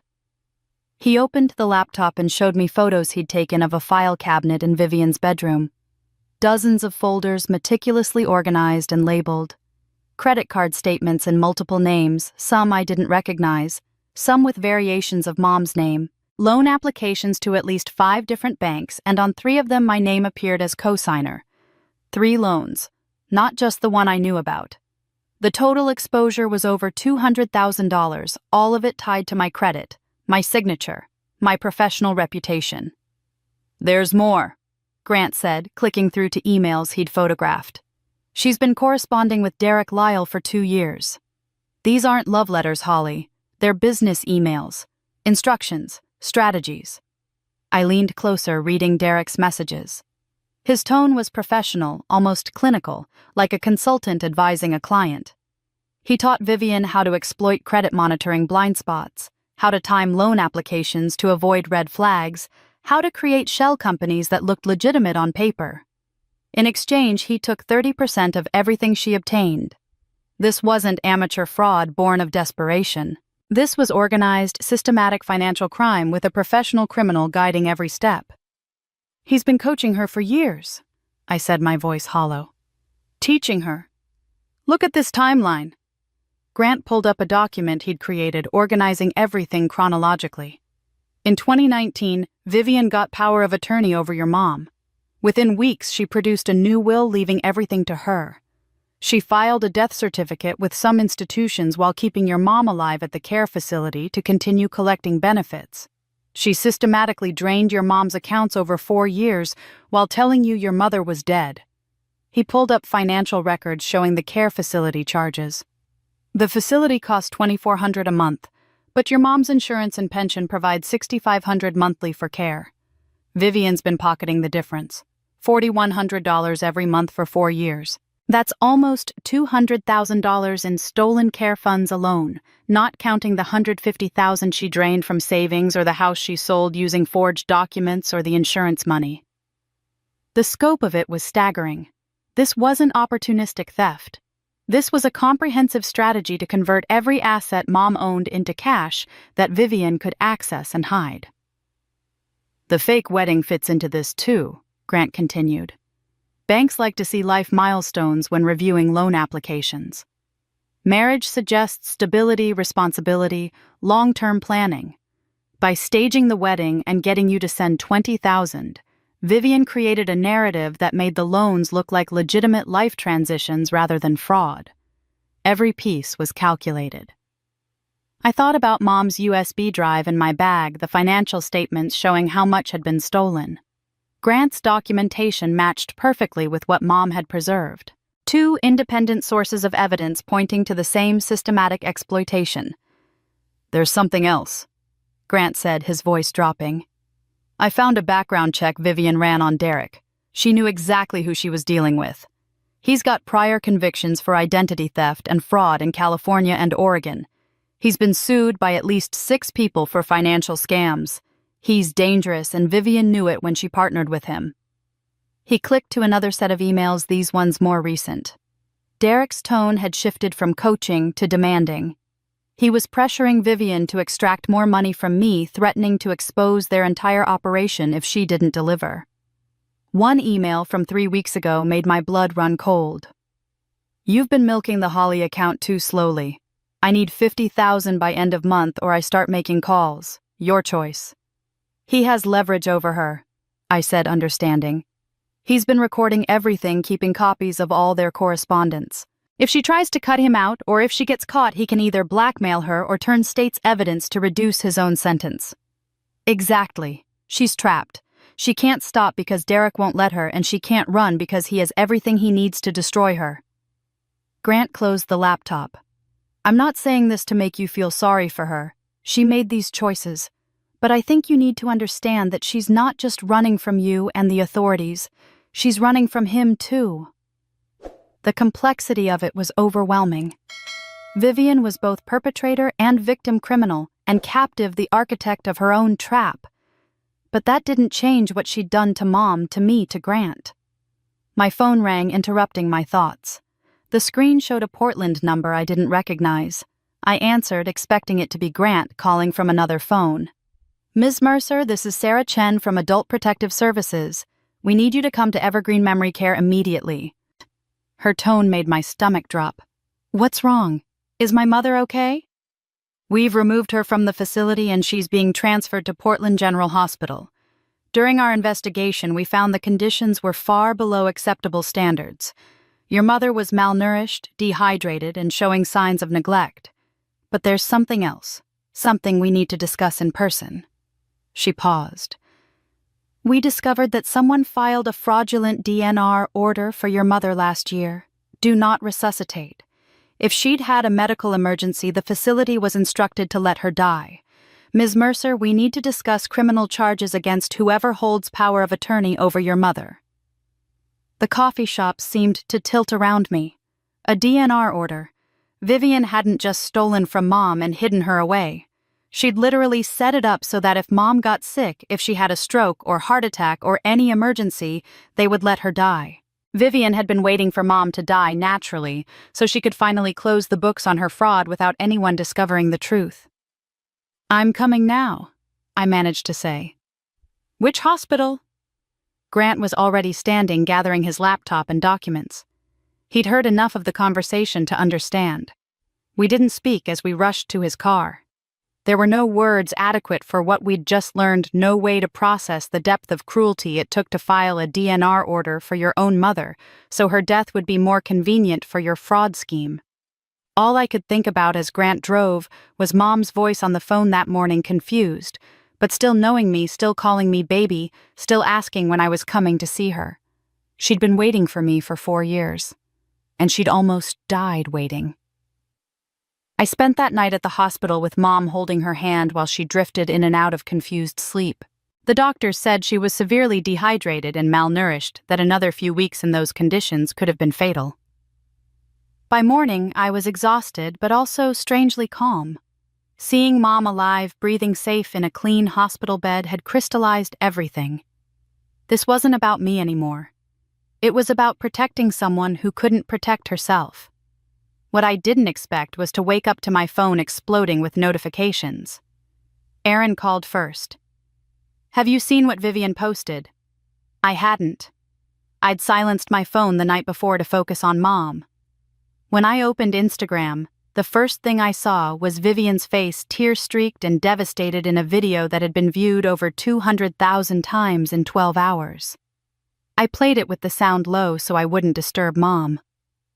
Vivian sat in what looked like a hotel room wearing no makeup, her voice breaking as she spoke directly to the camera.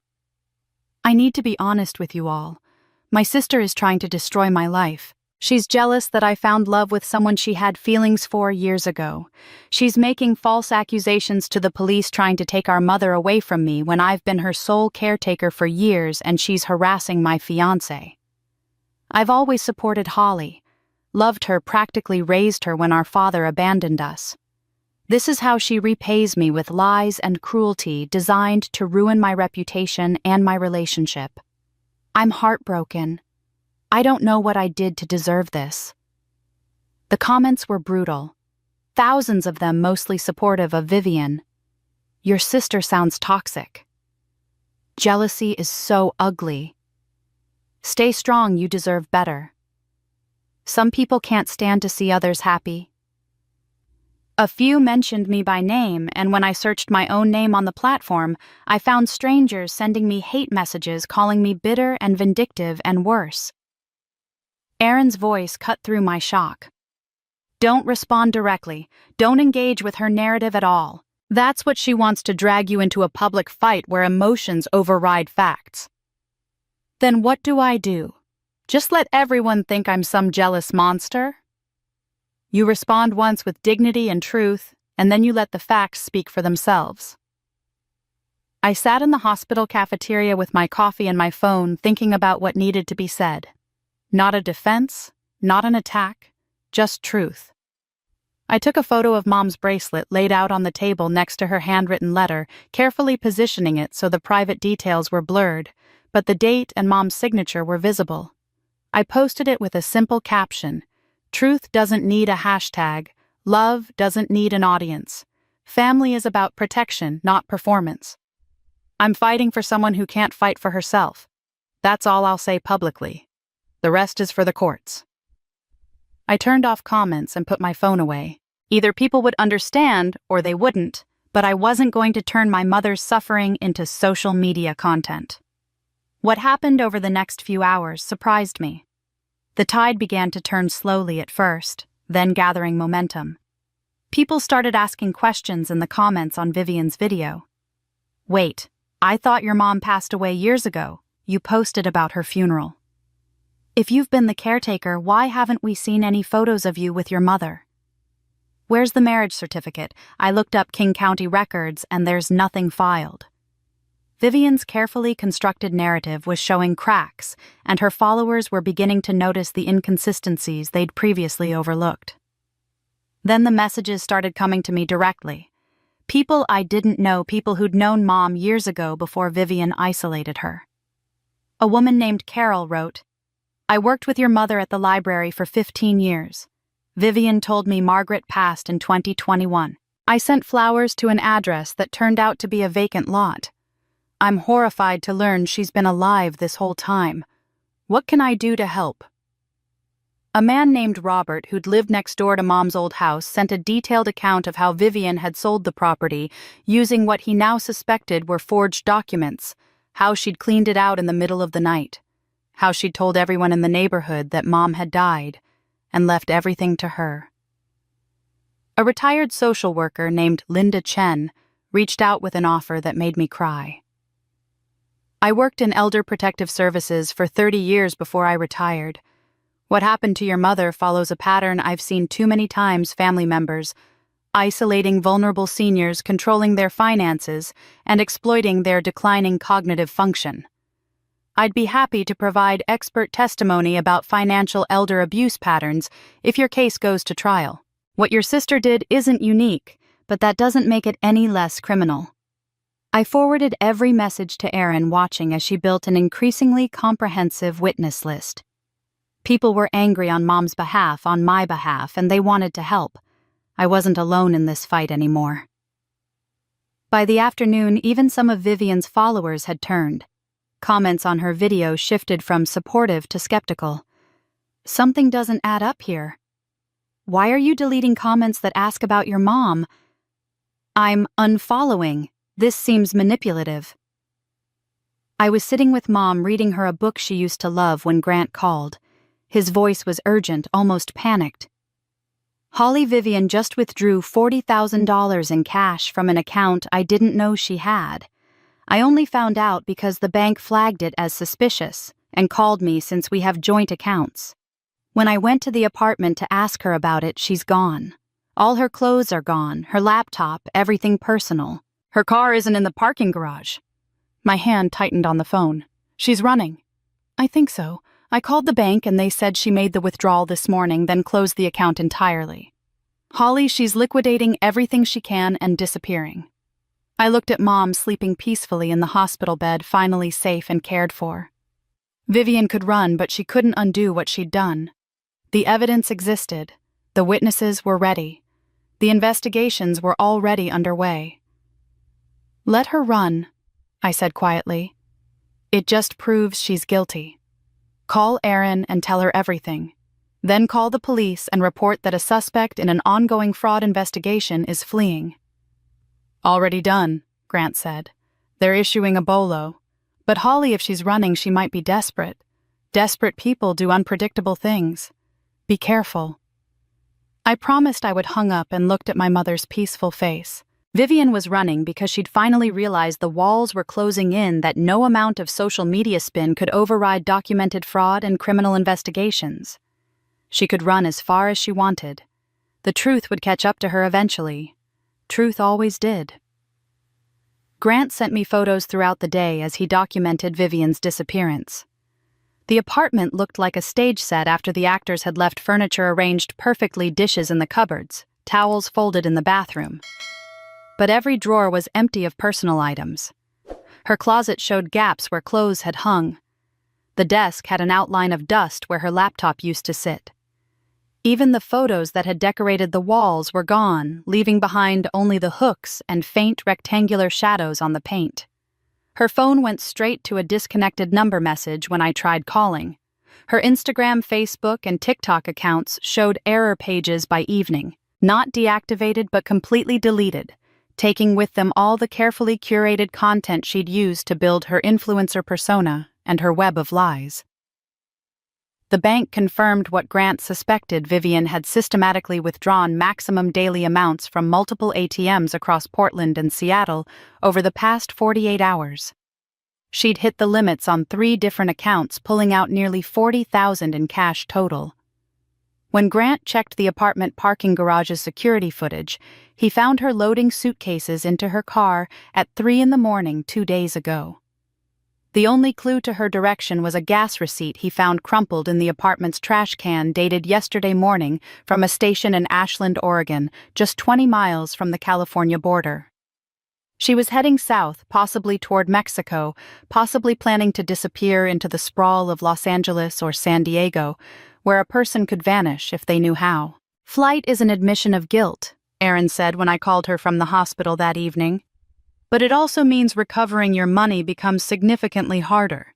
She's converting everything to cash, which is nearly impossible to trace. If she crosses into Mexico, extradition becomes complicated. You might never get full justice, Holly. You might never get closure." The weight of that reality settled over me.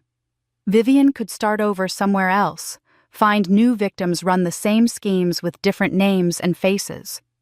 She'd proven she was capable of sustained, sophisticated fraud. What would stop her from doing it again? I need to decide whether to pursue federal charges. I said, though, even as I spoke the words, I knew how hollow they sounded. Part of me wants her in prison for what she did. Part of me just wants this to be over. "Those aren't contradictions," Erin said gently. "You can want both justice and peace. The question is which one you need more right now." I sat in Erin's office the next morning, staring at the whiteboard, still covered in case law and fraud statutes, trying to make an impossible choice. Federal charges meant bank fraud, wire fraud, elder abuse, identity theft. The prosecutor Erin had spoken with estimated 20 to 30 years if Vivian were convicted on all counts. 20 to 30 years of my sister's life gone. 20 to 30 years of being known as the person who sent her own sister to federal prison. But if I didn't pursue charges, she'd get away with it. She'd hurt other people. She'd continue the cycle of exploitation and fraud that Derek Lyle had taught her that she'd perfected on her own family. "If you pursue charges, you'll likely get some restitution through court orders," Erin explained, her voice clinical and careful. "But you'll spend years in legal proceedings, depositions, trials, appeals. You'll have to relive this trauma over and over, testify about every detail, face defense attorneys who'll try to paint you as vindictive or exaggerating. It's brutal, Holly. I won't lie to you about that. And if I let her go, you get closure faster. You focus on your mother's recovery and your own healing. But Vivian definitely gets away with it. And she might hurt other people, other families, because that's what people like her do when there are no consequences." I thought about Mom sleeping peacefully in the hospital, finally safe. I thought about all the years I'd spent raising Vivian, believing I was giving her a foundation to build a good life on. I thought about the phone call from Mom yesterday, her confused voice asking when I was coming to see her, not understanding that she'd been hidden away for 4 years. How do you choose between justice and healing when they feel mutually exclusive. Before I could answer, Erin's phone rang. She glanced at the screen and her expression shifted. "It's the FBI. I need to take this." I watched her face as she listened, watched her nod and make notes, watched her glance at me with something that looked like relief mixed with resignation. When she hung up, she took a deep breath. "The decision's been made for you," she said. "The FBI Financial Crimes Division is taking over the case. Because Vivian used wire transfers across state lines, engaged in systematic fraud involving multiple victims, and fled jurisdiction, this is now a federal investigation with or without your cooperation. They want to interview you tomorrow. They're already tracking her through financial and digital footprints. An agent named Matthews said they expect to locate her within the week." The room seemed to tilt slightly. "I don't get to choose." "No.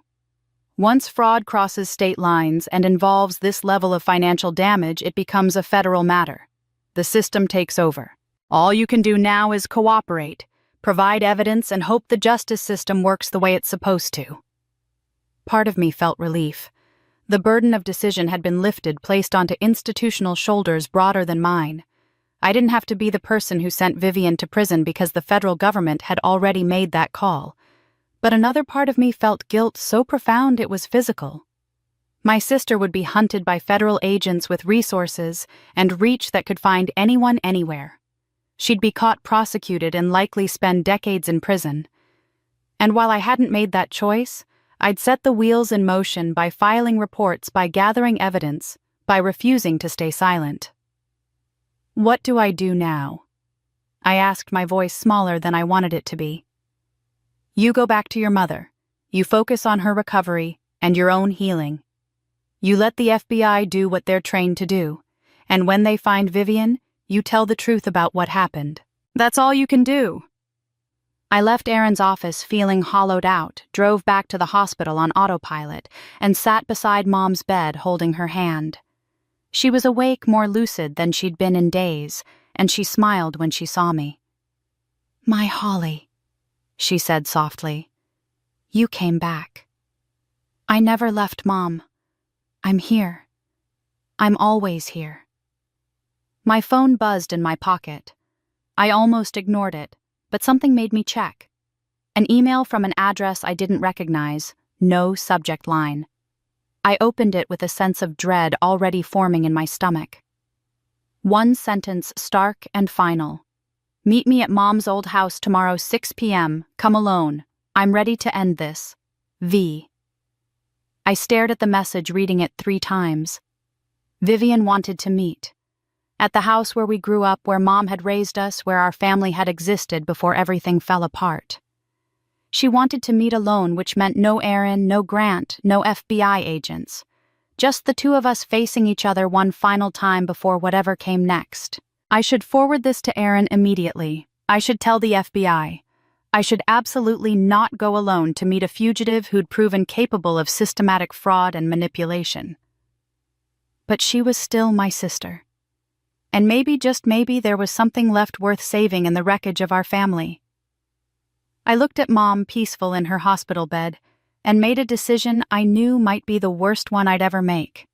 Tomorrow at 6, I'd go to that house, alone. And I'd hear what Vivian had to say. I didn't tell Erin or the FBI about Vivian's message. I knew I should have knew it was reckless to meet a fugitive alone, but something in that email had sounded different. Defeated. Final. I needed to hear what she had to say, sister to sister, before the lawyers and agents and courts took over completely. I arrived at Mom's old house just as dusk settled over the neighborhood. The place looked abandoned, which I supposed it was. A foreclosure notice was taped to the front door, the lawn overgrown, the flower beds Mom used to tend so carefully choked with weeds. This house held every good memory of my childhood, and Vivian had destroyed it along with everything else. She was sitting on the porch steps, and I almost didn't recognize her. The polished, Instagram-perfect version of my sister was gone. Her hair hung limp and unwashed. Her clothes were wrinkled like she'd slept in them, and her eyes were red and swollen from crying. She looked small, fragile, like the 12-year-old who used to wait on these same steps for me to come home from work, scared and alone and needing me to make everything okay. I stayed by my car, keeping distance between us. My phone was in my pocket, recording everything like Erin had taught me. Document everything she'd said. Never stop documenting.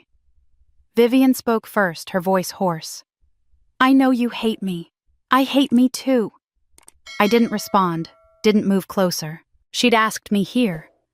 She could explain herself if explanation was even possible. The silence stretched between us, filling with all the years of love and sacrifice and betrayal that had brought us to this moment. Finally, she started talking, words tumbling out like she'd been holding them in for too long. "I met Derek my sophomore year of college. I thought he was brilliant, sophisticated, that he saw something special in me. He taught me things, financial strategies, he called them. Ways to leverage credit, exploit system loopholes, make money work harder. I thought I was being smart, being savvy. I didn't realize I was learning how to commit fraud." She wrapped her arms around herself, looking smaller with each word. "By the time I graduated, I had $60,000 in debt. Credit cards I'd hidden from you, private loans Derek had talked me into taking. I was terrified, and he said he'd help me fix it if I helped him with a few projects. Just small things at first. Opening credit cards using Mom's information, telling myself I'd pay them back before anyone noticed. But Derek took those cards," I said, my voice flat. "Ran up the balances himself." "Yes. And then he told me I was an accomplice. That if I didn't keep helping him, he'd turn me in, ruin my life before it even started. I was trapped, Holly. Everything that came after faking Mom's death, forging signatures using your name, it all started as Derek's plans. He'd tell me exactly what to do, and I'd do it because I was afraid of him and afraid of going to prison." "You still made the choices," I said. "You could have told me. I would have helped you." "I know." Her voice cracked. "But part of me didn't want your help. Part of me was angry at you. You were always so perfect, so strong, so responsible.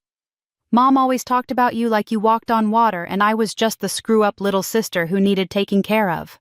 When Derek suggested using you, targeting you because of your reputation and your money, part of me wanted to prove I could be smarter than you, that I could be the one in control for once." The honesty of it was brutal. At least she wasn't pretending this was all Derek's fault, wasn't trying to paint herself as purely a victim. She'd made choices, chosen cruelty, chosen to hurt the person who'd loved her most. She reached into her jacket and pulled out a small USB drive, sliding it across the porch toward me. I didn't pick it up, just looked at it lying there between us like an offering or an accusation. "Everything's on here," she said. "Every conversation I recorded with Derek, every transaction, every scheme, every lie, all documented. If you give this to the FBI, I'll go to prison. Derek will too, probably for longer since he was the architect. But I'll go away for years, Holly. I know that." I stared at the USB drive, then at my sister's face. "Why are you giving this to me?" "Because I can't keep running. I'm so tired. I can't sleep, can't eat, can't think about anything except what I've done. To you, to Mom, to Grant, to everyone." Tears ran down her face unchecked. "I'm sorry doesn't fix anything. I know that. I'm not asking for forgiveness because I don't deserve it. I just need you to know that I remember. I remember you working nights to keep us fed. I remember you helping me with homework when you were exhausted. I remember you promising everything would be okay, and I remember you keeping that promise even when it cost you everything. And I repaid all of that by destroying you." She looked up at me with eyes that held nothing but exhaustion and regret. "I deserve whatever happens next. I'm ready to face it. I just wanted to tell you the truth first, before the lawyers spin it into something else, before Derek tries to blame everything on me. I wanted you to hear it from me." I bent down slowly and picked up the USB drive, closing my fist around it.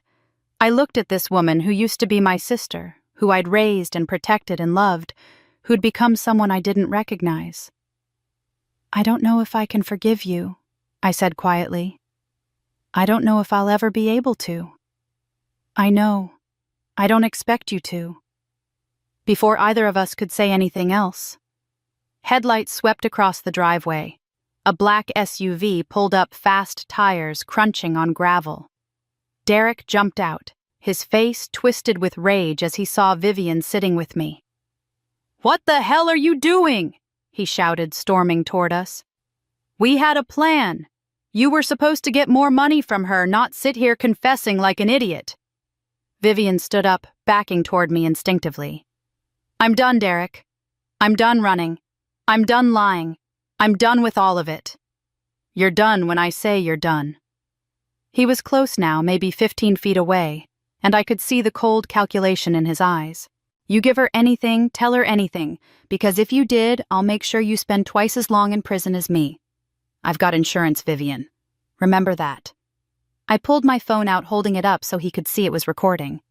"Everything you just said was captured. I'd recommend you leave before you make this worse for yourself." Derek looked at the phone, then at me, then at Vivian. His expression shifted from rage to something more dangerous, more calculated. He smiled, and it made my blood run cold. "You think you're so smart, don't you, Holly? You think you've won. You have no idea what you're dealing with." He started walking toward us again, and I realized with sudden clarity that this wasn't just a confrontation. This was dangerous. Derek was a man who'd built a career on exploiting and intimidating people, and right now we were standing between him and his freedom. Vivian grabbed my arm. "Holly, run." Derek was maybe 10 feet away when I heard another car pull up. Grant's sedan stopped behind Derek's SUV, and 2 people got out: Grant and a man in a dark suit who carried himself with unmistakable authority. Relief flooded through me so intensely I felt dizzy. "Derek, stop right there." Grant called out, his voice steady and commanding in a way I'd never heard before. Derek froze, his head swiveling between us and the newcomers. The man in the suit stepped forward, pulling out a badge.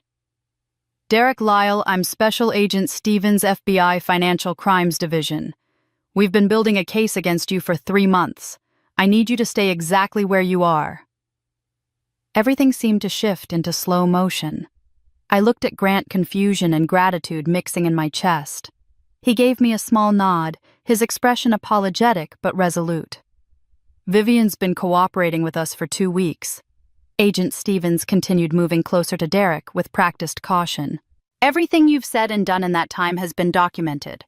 You're under arrest for wire fraud, identity theft, conspiracy to commit bank fraud, and about 15 other charges we'll detail at the station." Derek's face went through a series of expressions: shock, rage, calculation, and finally a cold acceptance. "Vivian." He said her name like a curse. "You wore a wire. You recorded me." Vivian was shaking beside me, but she lifted her chin. "I recorded everything. Every conversation for the past 6 months. Every threat, every instruction, every time you told me exactly how to steal from my own family." Grant moved to stand with us, and I grabbed his arm. "You were working with the FBI this whole time." "Not the whole time," he said quietly. "When I found the documents in Vivian's apartment and realized the scope of what was happening, I contacted the authorities. Agent Stevens has been investigating Derek for fraud schemes across 5 states, using different women in each location as accomplices. When I told them about Vivian's situation, they asked me to stay close to help gather evidence. I'm sorry I couldn't tell you, Holly. They needed operational security." Agent Stevens had Derek in handcuffs, now reading him his rights in that flat professional tone law enforcement uses. 2 more agents appeared from an unmarked car I hadn't noticed pulling up, taking custody of Derek and leading him away. He didn't struggle, but the look he shot at Vivian promised future retribution if he ever got the chance. When Derek was secured in the back of the FBI vehicle, Agent Stevens turned to us. "Ms. Quinn, do you have the additional evidence we discussed?" Vivian looked at me at the USB drive I still held in my hand. I passed it to the agent, and Vivian nodded. "Everything's on there. Audio recordings of Derek coaching me through every crime. Documents showing his schemes in California and Oregon before he came to Washington. Bank records linking him to at least 3 other women he's used the same way he used me." Agent Stevens opened a laptop and loaded the drive, clicking through files. He selected an audio file and played it, and Derek's voice filled the evening air, cold and instructional. "Your sister's an accountant, right? Credible, trustworthy, good credit. She'll co-sign if you make it emotional enough. Tell her the wedding is your dream, that you can't do it without her support. Here's the exact script you should use." Another file. "If anyone asks about the old lady, tell them she's dead. Most people don't verify death certificates, and even if they do, you've got the forged one. No one actually checks these things if you're confident enough." Another. "You're not bringing me enough money, Vivian. I need 100,000 by end of month or I start making calls. Those spring break photos of you, the ones you thought I deleted, I kept copies. You know what happens to people in finance when that kind of thing goes public. So get me my money or face the consequences." Each recording was more damning than the last. Blackmail, coercion, detailed instructions for fraud. Derek had documented his own crimes while threatening Vivian into compliance. "With this evidence," Agent Stevens said, "Derek Lyle is looking at 15 to 25 years in federal prison, multiple counts across multiple jurisdictions." He looked at Vivian. "Your cooperation means we can also connect him to fraud operations in 3 other states. You'll need to testify, but your willingness to provide evidence and your status as a coerced accomplice will weigh heavily in your favor." Vivian turned to me, her face streaked with tears. "Holly, I know I don't deserve anything from you. I know what I did was unforgivable, even if Derek pushed me into it, but I'm ready to face whatever consequences come.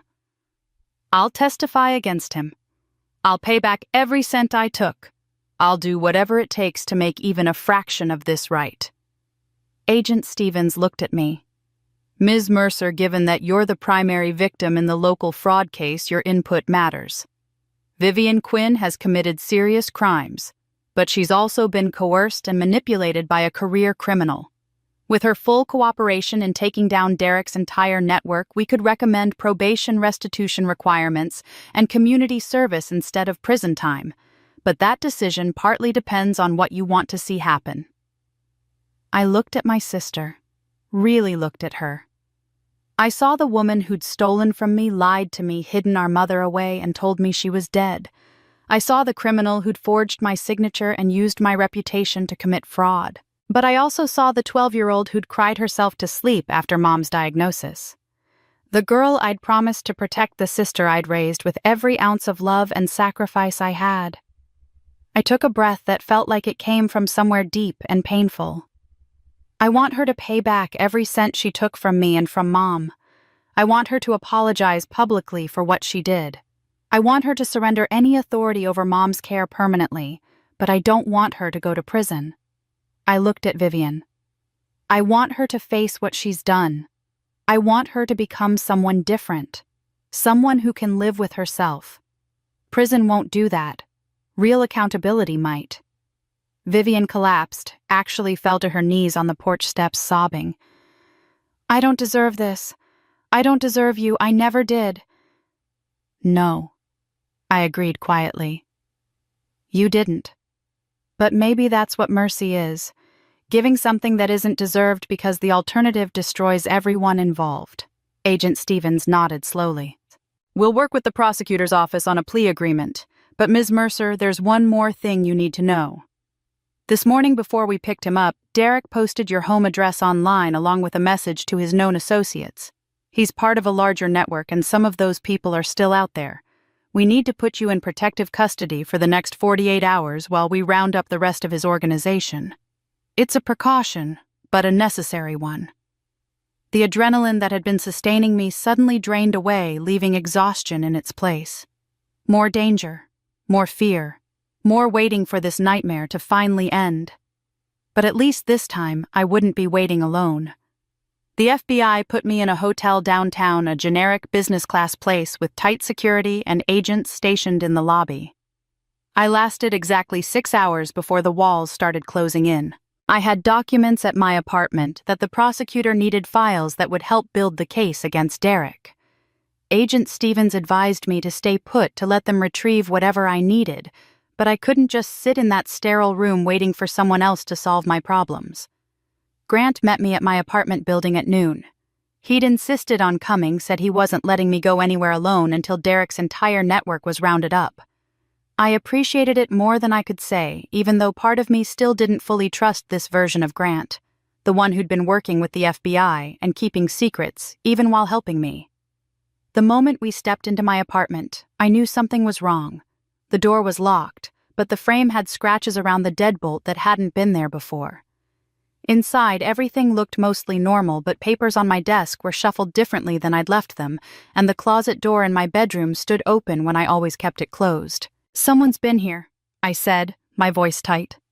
Grant pulled out his phone immediately, calling Agent Stevens while I checked my security camera footage on my laptop. The timestamp showed 2 men entering 90 minutes ago, both wearing hoodies and gloves. They'd picked my lock with practiced efficiency, moved through my apartment systematically, searching drawers and cabinets and boxes. They'd been looking for something specific, and when they hadn't found it, one of them had pulled out a spray paint can. I walked into my bedroom and stopped cold. On the wall above my bed in dripping red letters, "Snitches pay. Tell your sister we're coming for her." Grant appeared beside me, his phone still pressed to his ear. "Stevens, you need to get here now. They've been inside, left a threat." But Agent Stevens' response made Grant's expression shift from alarm to something else. Understanding, maybe even satisfaction. He hung up and looked at me. "The FBI knew. They've had your apartment under surveillance since yesterday. They were waiting for Derek's associates to make a move." They used me as bait. I didn't know whether to be angry or relieved. They used the situation strategically. Stevens said the 2 men were arrested 3 blocks from here 20 minutes ago. They're in custody now, and their phones are giving the FBI everything they need to map Derek's entire operation. Within the hour, my apartment was full of FBI agents and forensic technicians. Agent Stevens arrived and walked me through what they'd learned. Derek Lyle wasn't just a con artist with a girlfriend. He was the architect of a sophisticated fraud network spanning Seattle, Portland, and San Francisco, using romance scams and family exploitation to target at least 30 victims over 5 years. He'd recruit women with financial troubles or emotional vulnerabilities, teach them his methods, take a cut of their proceeds, and maintain control through blackmail and threats. Vivian was one of several women he manipulated this way, Stevens explained. "When his associates came after you, they exposed the whole network. We've arrested 7 people in the past 24 hours. We're executing search warrants in 3 states. Your willingness to come forward and your sister's decision to cooperate just dismantled an entire criminal enterprise." The scope of it was staggering. Holly and Vivian weren't just isolated victims. They were part of a pattern, a system, a machine that destroyed families and bankrupted vulnerable people. And now that machine was being torn apart piece by piece. "Where's Vivian?" I asked. "At the federal building. She's giving her full deposition. Started at 8 this morning, probably won't finish until tonight. She's being very thorough." Something in his tone made me look at him. "Can I observe?" "You're allowed. Conference room 3, one-way glass, if you want to see." I went with Grant to the federal building, was cleared through security, and led to a small observation room. Through the glass, I could see Vivian sitting at a table with 2 agents and a prosecutor. She looked exhausted, her face pale and drawn, but she was speaking clearly and deliberately, walking them through names and dates and methods. A court reporter typed every word. I watched my sister detail every crime she'd committed, every victim she knew about, every tactic Derek had taught her. She held nothing back, volunteered information before they even asked, corrected herself when she remembered additional details. This wasn't someone trying to minimize her guilt or shift blame. This was someone burning down every bridge behind her, accepting that there was no way back to who she'd been before. After 12 hours, the deposition finally ended. Vivian looked toward the one-way glass, even though she couldn't see me, and I realized the agents must have told her I was watching. Her voice was hoarse when she spoke. "I know my sister is probably watching. I want her to know that I'm going to spend the rest of my life trying to be someone she could be proud of again. I know I can't fix what I broke. I know I can't give back the years I stole or undo the pain I caused. But I'm going to try anyway. Every single day, I'm going to try. Agent Stevens, sitting beside me in the observation room, turned off the audio feed and looked at me. Your sister's testimony is going to save a lot of people. We've already identified 10 other victims who'll get restitution because of what she's told us. Derek Lyle will spend the next 2 decades in prison. His network is finished. None of that happens without Vivian's cooperation. Does that make her a good person? I asked quietly. No, but it makes her someone trying to become one. Sometimes that's the best we can hope for. I stood up, my decision made. Can I see her, talk to her? She's being processed for release under supervision. Give me 10 minutes. Those 10 minutes felt like hours. When they finally led me to a small conference room where Vivian sat alone, she looked up with eyes red from crying and exhaustion. She didn't speak, just waited for me to decide what happened next. I sat down across from her, and for a long moment we just looked at each other. 2 sisters who'd been through hell, some of it inflicted by the world, and some of it inflicted by each other. Let's go see Mom, I said finally. Together. Vivian's face crumpled and she nodded wordlessly. It wasn't forgiveness. It wasn't absolution. It wasn't even trust yet. But it was a beginning, and right now that was enough. We stood, and for the first time in 4 years, my sister and I walked out of a room side by side, heading toward the mother we'd both failed in different ways, hoping it wasn't too late to become the daughters she'd deserved all along. The visit with Mom was both heartbreaking and healing. Vivian and I sat on either side of her hospital bed, each holding one of her hands, while Mom drifted between lucidity and confusion. In her clear moments, she recognized us both, smiled, and said our names like prayers. In the foggy moments, she talked to people who weren't there, relived memories from decades ago, asked when Dad was coming home. But she was alive, safe, and finally receiving proper care. That was what mattered. 2 weeks later, I sat in the conference room at Cascade Logistics, facing Richard Chen and 3 members of the board of directors. I'd prepared meticulously for this meeting, organizing documents and rehearsing explanations. But in the end, I didn't need any of it. Richard slid a letter across the table before I could even begin. This arrived from the FBI yesterday, he said. It's an official exoneration. The investigation confirms you were a victim of identity theft and fraud, not a participant. All findings related to the unauthorized use of Mercer Accounting Trust have been resolved in your favor. I read the letter twice, my hands steady but my heart pounding. Every audit of my work closed without findings. Every question about my integrity answered definitively. I was cleared completely and officially. The firm is issuing a public statement today, one of the board members added. We're expressing our full support of your integrity and announcing new resources for employees who might face similar family financial exploitation. We want other people to know they can come forward if they're being targeted. Richard leaned forward, his expression softer than I'd ever seen it. Holly, we're also offering you a promotion to senior vice president. What you did, the way you documented everything, the ethical manner in which you handled an impossible situation, it demonstrated exactly the kind of judgment and character we value. You've earned this. I should have felt elated. Instead, I felt hollow, like the victory was happening to someone else while I watched from a distance. Thank you, I managed. I appreciate the confidence you're showing in me. That afternoon, I attended Vivian's sentencing hearing. The courtroom was small and sterile, filled with legal professionals who treated this as just another case on an overcrowded docket. But for me and Vivian, it was the moment that would define the next decade of our lives. The prosecutor outlined the plea agreement: 3 years supervised probation, 500 hours of community service, specifically at elder care facilities, mandatory financial counseling sessions twice monthly, and full restitution. $20,000 to me paid over 5 years. $150,000 to Mom's estate, paid over 10 years. Vivian would be prohibited from any social media influencer activity as part of her sentence. She'd work a regular job report monthly to a probation officer and submit to random financial audits to ensure compliance. It was mercy with accountability. Not prison, but not freedom either.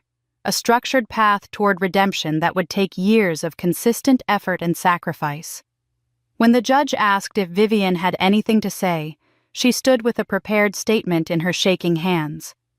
She read slowly, her voice barely above a whisper at first, but growing stronger as she continued. I want to apologize to my sister Holly, who gave me everything and received only betrayal in return. I want to apologize to my mother, who trusted me to care for her and instead was hidden away and exploited.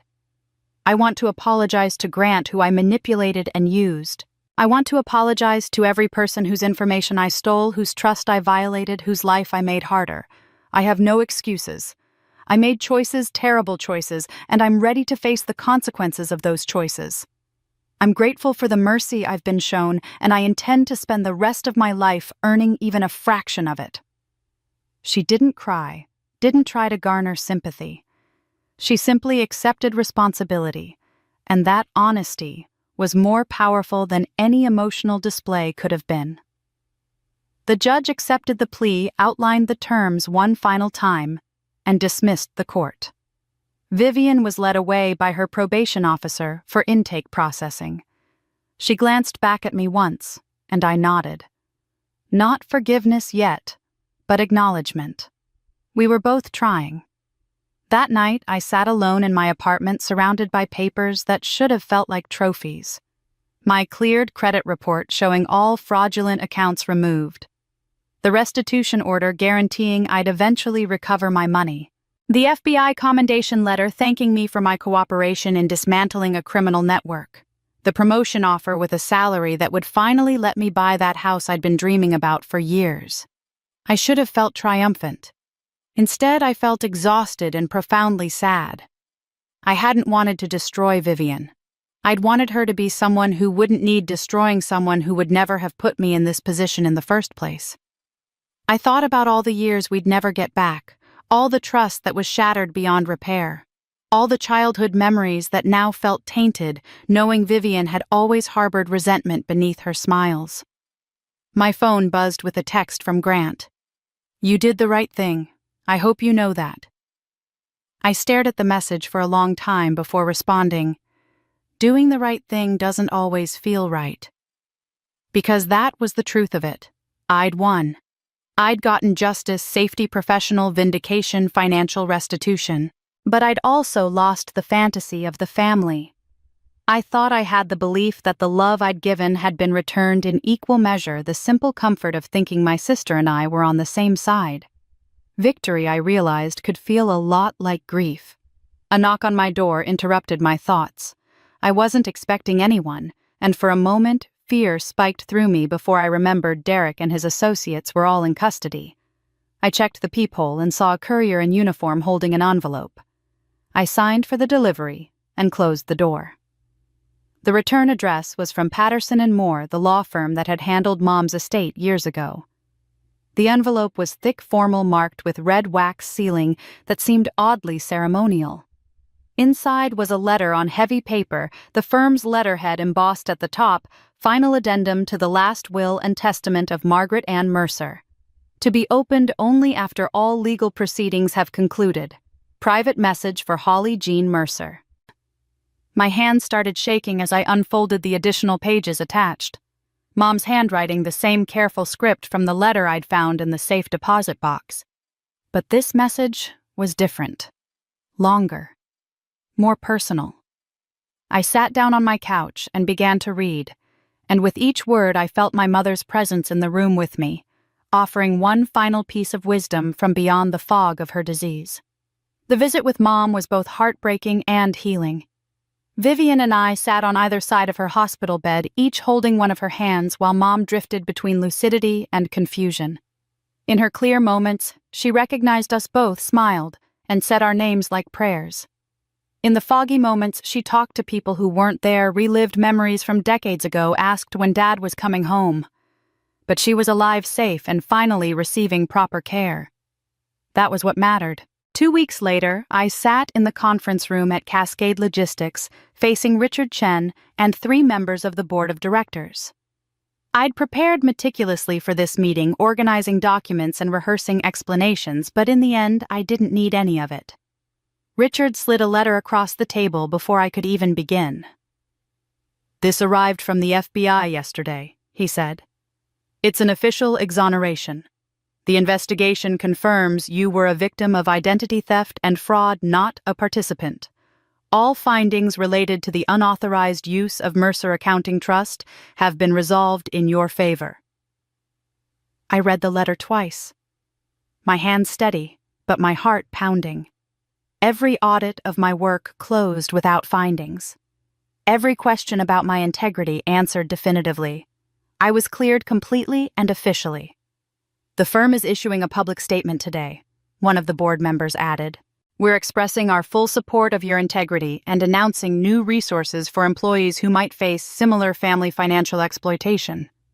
We want other people to know they can come forward if they're being targeted." Richard leaned forward, his expression softer than I'd ever seen it. "Holly, we're also offering you a promotion to senior vice president. What you did, the way you documented everything, the ethical manner in which you handled an impossible situation, it demonstrated exactly the kind of judgment and character we value. You've earned this." I should have felt elated. Instead, I felt hollow, like the victory was happening to someone else while I watched from a distance. "Thank you," I managed. "I appreciate the confidence you're showing in me." That afternoon, I attended Vivian's sentencing hearing. The courtroom was small and sterile, filled with legal professionals who treated this as just another case on an overcrowded docket. But for me and Vivian, it was the moment that would define the next decade of our lives. The prosecutor outlined the plea agreement: 3 years supervised probation, 500 hours of community service, specifically at elder care facilities, mandatory financial counseling sessions twice monthly, and full restitution. $20,000 to me, paid over 5 years. $150,000 to Mom's estate, paid over 10 years. Vivian would be prohibited from any social media influencer activity as part of her sentence. She'd work a regular job, report monthly to a probation officer, and submit to random financial audits to ensure compliance. It was mercy with accountability. Not prison, but not freedom either.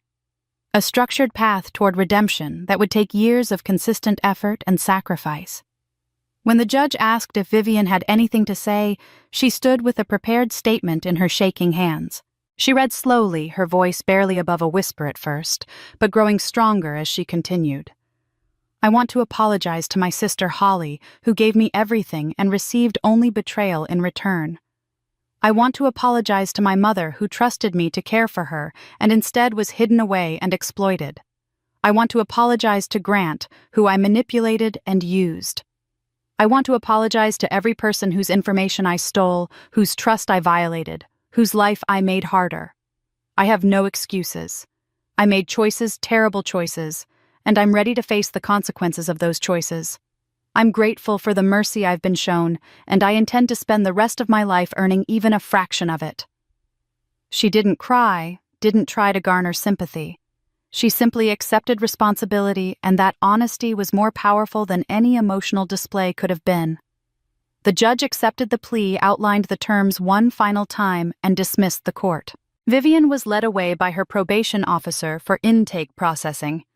She glanced back at me once, and I nodded. Not forgiveness yet, but acknowledgement. We were both trying. That night, I sat alone in my apartment, surrounded by papers that should have felt like trophies. My cleared credit report showing all fraudulent accounts removed. The restitution order guaranteeing I'd eventually recover my money. The FBI commendation letter thanking me for my cooperation in dismantling a criminal network. The promotion offer with a salary that would finally let me buy that house I'd been dreaming about for years. I should have felt triumphant. Instead, I felt exhausted and profoundly sad. I hadn't wanted to destroy Vivian. I'd wanted her to be someone who wouldn't need destroying, someone who would never have put me in this position in the first place. I thought about all the years we'd never get back, all the trust that was shattered beyond repair, all the childhood memories that now felt tainted, knowing Vivian had always harbored resentment beneath her smiles. My phone buzzed with a text from Grant. "You did the right thing. I hope you know that." I stared at the message for a long time before responding, "Doing the right thing doesn't always feel right." Because that was the truth of it. I'd won. I'd gotten justice, safety, professional, vindication, financial restitution. But I'd also lost the fantasy of the family I thought I had, the belief that the love I'd given had been returned in equal measure, the simple comfort of thinking my sister and I were on the same side. Victory, I realized, could feel a lot like grief. A knock on my door interrupted my thoughts. I wasn't expecting anyone, and for a moment fear spiked through me before I remembered Derek and his associates were all in custody. I checked the peephole and saw a courier in uniform holding an envelope. I signed for the delivery and closed the door. The return address was from Patterson and Moore, the law firm that had handled Mom's estate years ago. The envelope was thick, formal, marked with red wax sealing that seemed oddly ceremonial. Inside was a letter on heavy paper, the firm's letterhead embossed at the top, "Final addendum to the last will and testament of Margaret Ann Mercer. To be opened only after all legal proceedings have concluded. Private message for Holly Jean Mercer." My hands started shaking as I unfolded the additional pages attached. Mom's handwriting, the same careful script from the letter I'd found in the safe deposit box, but this message was different, longer, more personal. I sat down on my couch and began to read, and with each word I felt my mother's presence in the room with me, offering one final piece of wisdom from beyond the fog of her disease. Mom's letter was dated April 2017, written during one of those increasingly rare windows of clarity that Alzheimer's patients sometimes experience before the fog closes in permanently. Her handwriting was shakier than I remembered, but still recognizable, still hers.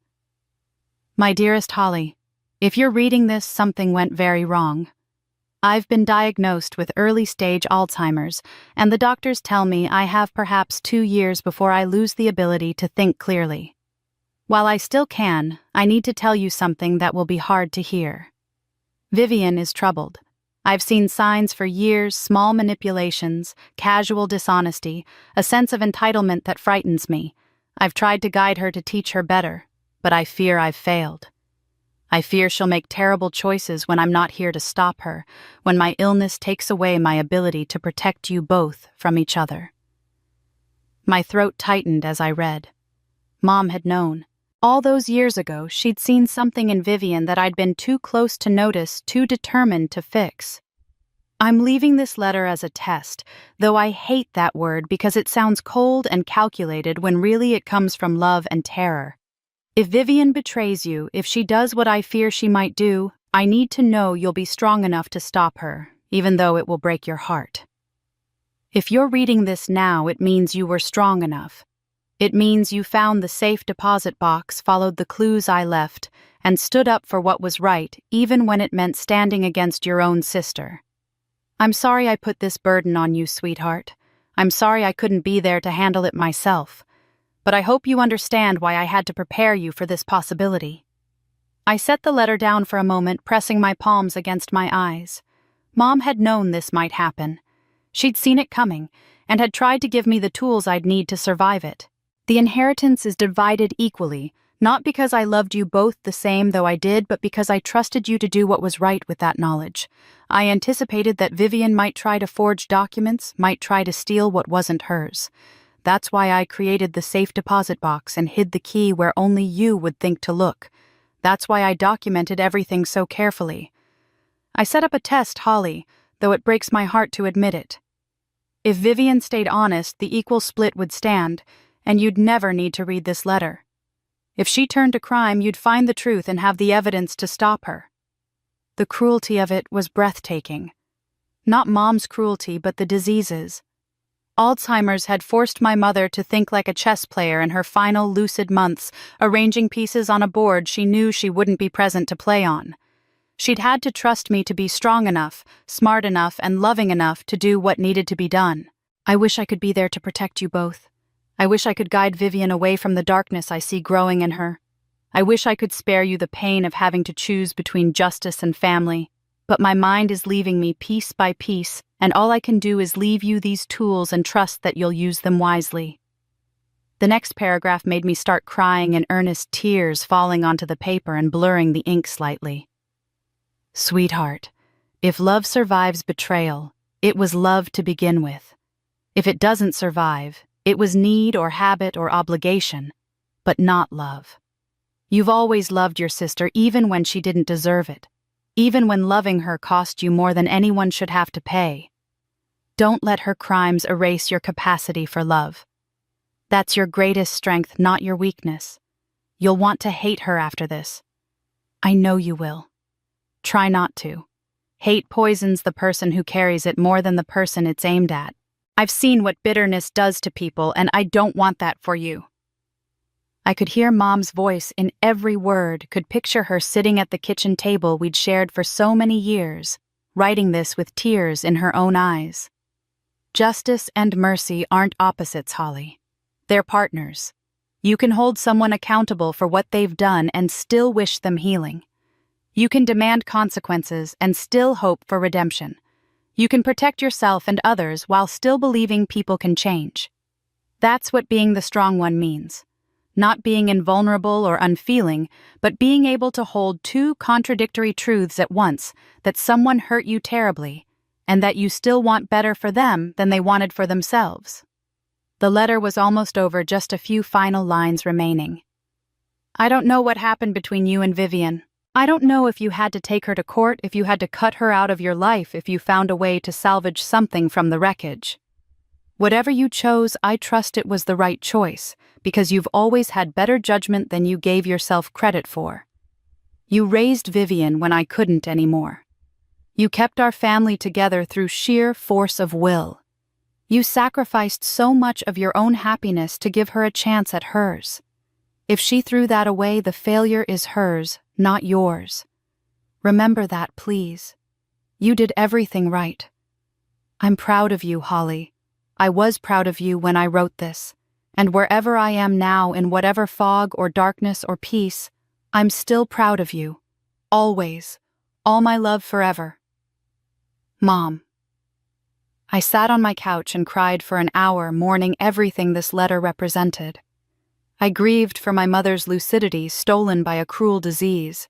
I grieved for the impossible position she'd been forced into, having to choose which daughter to trust with the truth.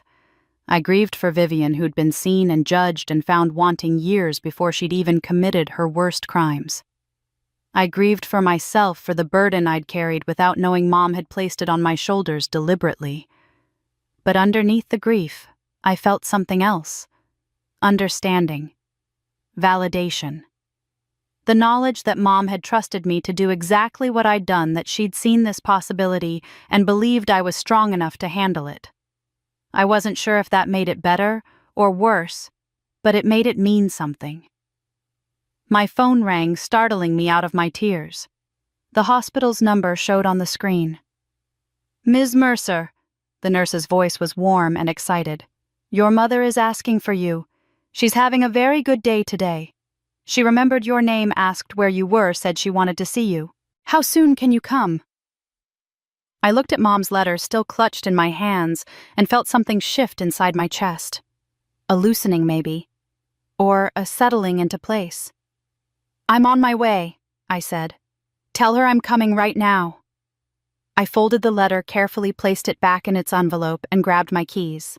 Mom was waiting for me, lucid and present, and I wasn't going to waste a single moment of that gift. 3 months after Vivian's sentencing, I stood at a podium in the community center of Grace Lutheran Church, looking out at a room filled with over 60 people. I'd organized this seminar with help from Linda Chen, the retired social worker who'd reached out after seeing Vivian's case in the news. The flyers we'd posted around Seattle had been simple: protecting yourself and your loved ones from family financial abuse, free seminar with resources. The room was mostly women over 50, though there were a few younger people scattered throughout and several men who looked uncomfortable but determined. They'd come because they'd heard my story through news coverage, or because they'd experienced something similar, or because they were afraid they might. I'd prepared for this presentation the way I prepared for everything, with meticulous notes and practiced delivery. But when I actually started speaking, I put the notes aside and just told the truth. Financial abuse by family members is one of the most underreported crimes in America. I began, my voice steady. And the reason it's underreported is because victims feel ashamed. They feel foolish for trusting someone who hurt them. But I'm here to tell you something important. You're not foolish for trusting family. Trust is supposed to be safe. It's supposed to be the foundation of family relationships. When someone weaponizes that trust, when they exploit your love and use it as a tool to steal from you, they're the criminal. Not you, never you. I walked them through warning signs: family members who isolate vulnerable relatives, who insist on handling all financial matters alone, who become defensive when questioned about money, who prevent other family members from visiting or communicating with elderly parents. I discussed legal protections, explained how to check on elderly relatives in care facilities, outlined resources for reporting suspected abuse. People took notes. People cried. People raised their hands to share their own stories of mothers hidden away, fathers exploited siblings who'd stolen inheritances. The pain in that room was overwhelming, but so was the determination. These were people who wanted to protect themselves and their loved ones, who refused to let shame silence them. As I spoke about the difference between forgiveness and trust, about how accountability could be an act of love rather than revenge, I noticed someone in the back row. Head down, wearing plain jeans and a simple sweater, no makeup, hair pulled back in a ponytail. Vivian. She hadn't been invited. I hadn't told her about this event, but she'd come anyway, and she was listening with an intensity that made her whole body rigid. When I finished the presentation, people crowded around me with questions and thanks. A woman told me I'd probably just saved her mother from her brother's exploitation. A man asked for copies of the resources I'd mentioned so he could share them with his church group. It took almost an hour before the crowd finally thinned, and I looked up to see Vivian still sitting in the back row alone now in the emptying hall.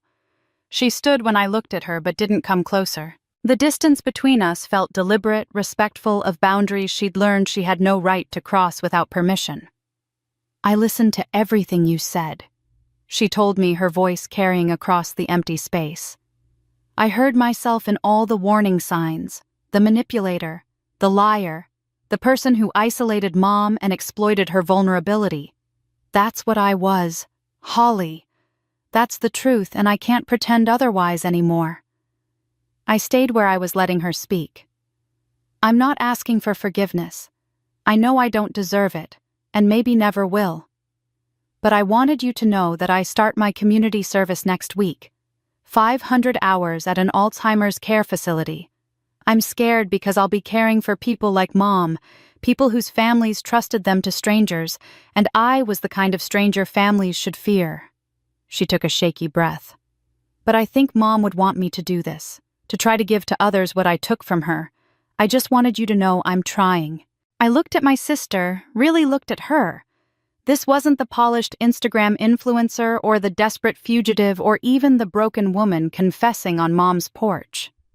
This was someone stripped down to bare truth, standing in that truth without deflection or performance.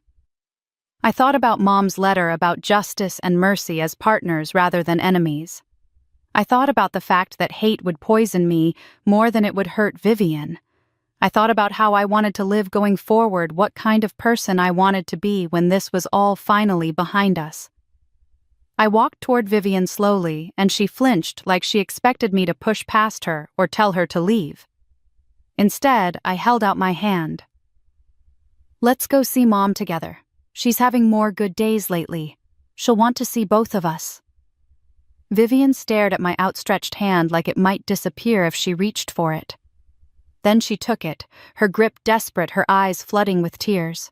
"I don't forgive you yet," I said quietly, because I needed her to understand this wasn't absolution. Forgiveness is a process, not a moment, and I'm not there yet. But we can start from here. New foundation. You show me through actions, not words. You prove you're becoming someone different. I will, Vivian whispered, gripping my hand tighter. Every single day. I promise. We walked toward the exit together, and as we reached the door, a man approached us. I recognized him after a moment. Samuel Chen, the events manager from Bellevue Estate Gardens, the venue where Vivian had staged her fake wedding brunch. Ms. Mercer, he said, his expression sincere and slightly nervous. I heard your presentation. It was powerful. I wanted to apologize for my venue being part of your sister's deception. If I'd been more vigilant, asked better questions, maybe I could have prevented some of what happened. You couldn't have known, I said. Maybe not, but I should have been more careful. He paused, seeming to gather courage.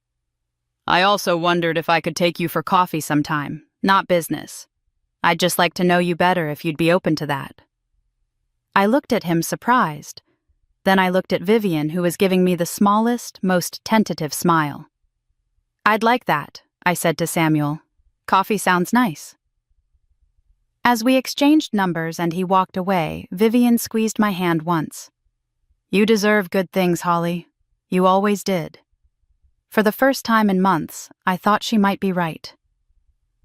Vivian moved back to Seattle 6 weeks after her sentencing into a small studio apartment in Ballard, close enough that we could meet easily, but far enough that we each had our own space. We weren't roommates or best friends. We were family in recovery, and recovery required boundaries. We established rules from the beginning. Weekly meetings to review her finances, where I helped her manage the complex payment schedule for restitution to both me and Mom's estate. Bi-weekly sessions with a family therapist named Dr. Rashida Williams, who specialized in rebuilding relationships after betrayal. And regular visits to see Mom together at Riverside Memory Care, the facility I'd chosen after researching every option in the greater Seattle area. Vivian found work at a nonprofit called Financial Foundations, teaching budgeting skills to low-income families. The irony wasn't lost on either of us, but her supervisor told me Vivian was their best educator because she understood intimately the consequences of financial mistakes. She earned $42,000 a year, and after taxes and restitution payments, she had barely enough to cover rent, food, and transportation. I watched her struggle, saw her eat ramen for dinner multiple nights in a row, noticed her wearing the same 3 outfits on rotation because she couldn't afford new clothes. She never complained, never asked me for help she hadn't earned. Some days were harder than others. She'd backslide into defensiveness when I questioned a purchase or sink into self-pity about how long 10 years of payments felt. Dr. Williams helped me learn to hold firm without being cruel. Accountability is a daily practice, not a one-time event. You have to choose it again every morning. Our visits with Mom became the neutral ground where we could just be daughters instead of victim and perpetrator. Riverside was everything the previous facility hadn't been: bright and warm with gardens. Mom could walk through safely, music therapy sessions where she sometimes sang along to songs from her youth, and staff who treated residents with genuine affection. Mom had good days and bad days. On good days, she knew us both, held our hands, told us stories we'd heard 100 times before. On bad days, she looked at us like strangers and asked when her mother was coming to pick her up. Vivian cried through most visits, grieving in real time for the years she'd stolen. I grieved too, but my grief was older, more settled. I'd been mourning Mom's decline for years already. We learned to be sisters again in those small moments, sitting on either side of Mom's chair in the garden while she dozed in the sunshine. Not through grand declarations or dramatic reconciliation, but through showing up week after week, choosing each other repeatedly, even when it was hard. Grant came to say goodbye before he moved to Portland for a new position at a sustainable energy company. We met at the same coffee shop where we'd first reunited during all of this, and the symmetry felt right somehow. I'm sorry I was part of this mess, he said. I should have seen through Vivian sooner. You were manipulated too, I told him. We both were. That's what people like Derek do. He smiled sadly. In another life, maybe things could have been different for us. In another life, we wouldn't have all this history, I replied. But maybe that history made us who we needed to be. We hugged goodbye, and it felt like closure. Not the fairy tale ending where the guy gets the girl, but something more honest. When I found his note tucked under my coffee cup after he left, "You deserved the love I couldn't give. I hope you find someone who can." I cried a little, then folded it carefully and put it away. 3 months later, Samuel called again, asking if I'd like to get coffee. I'd put him off twice before not ready to open that door. This time I said yes. We talked for 2 hours about everything except my story. Travel we wanted to do, books we'd read, family traditions, dreams we hadn't quite given up on.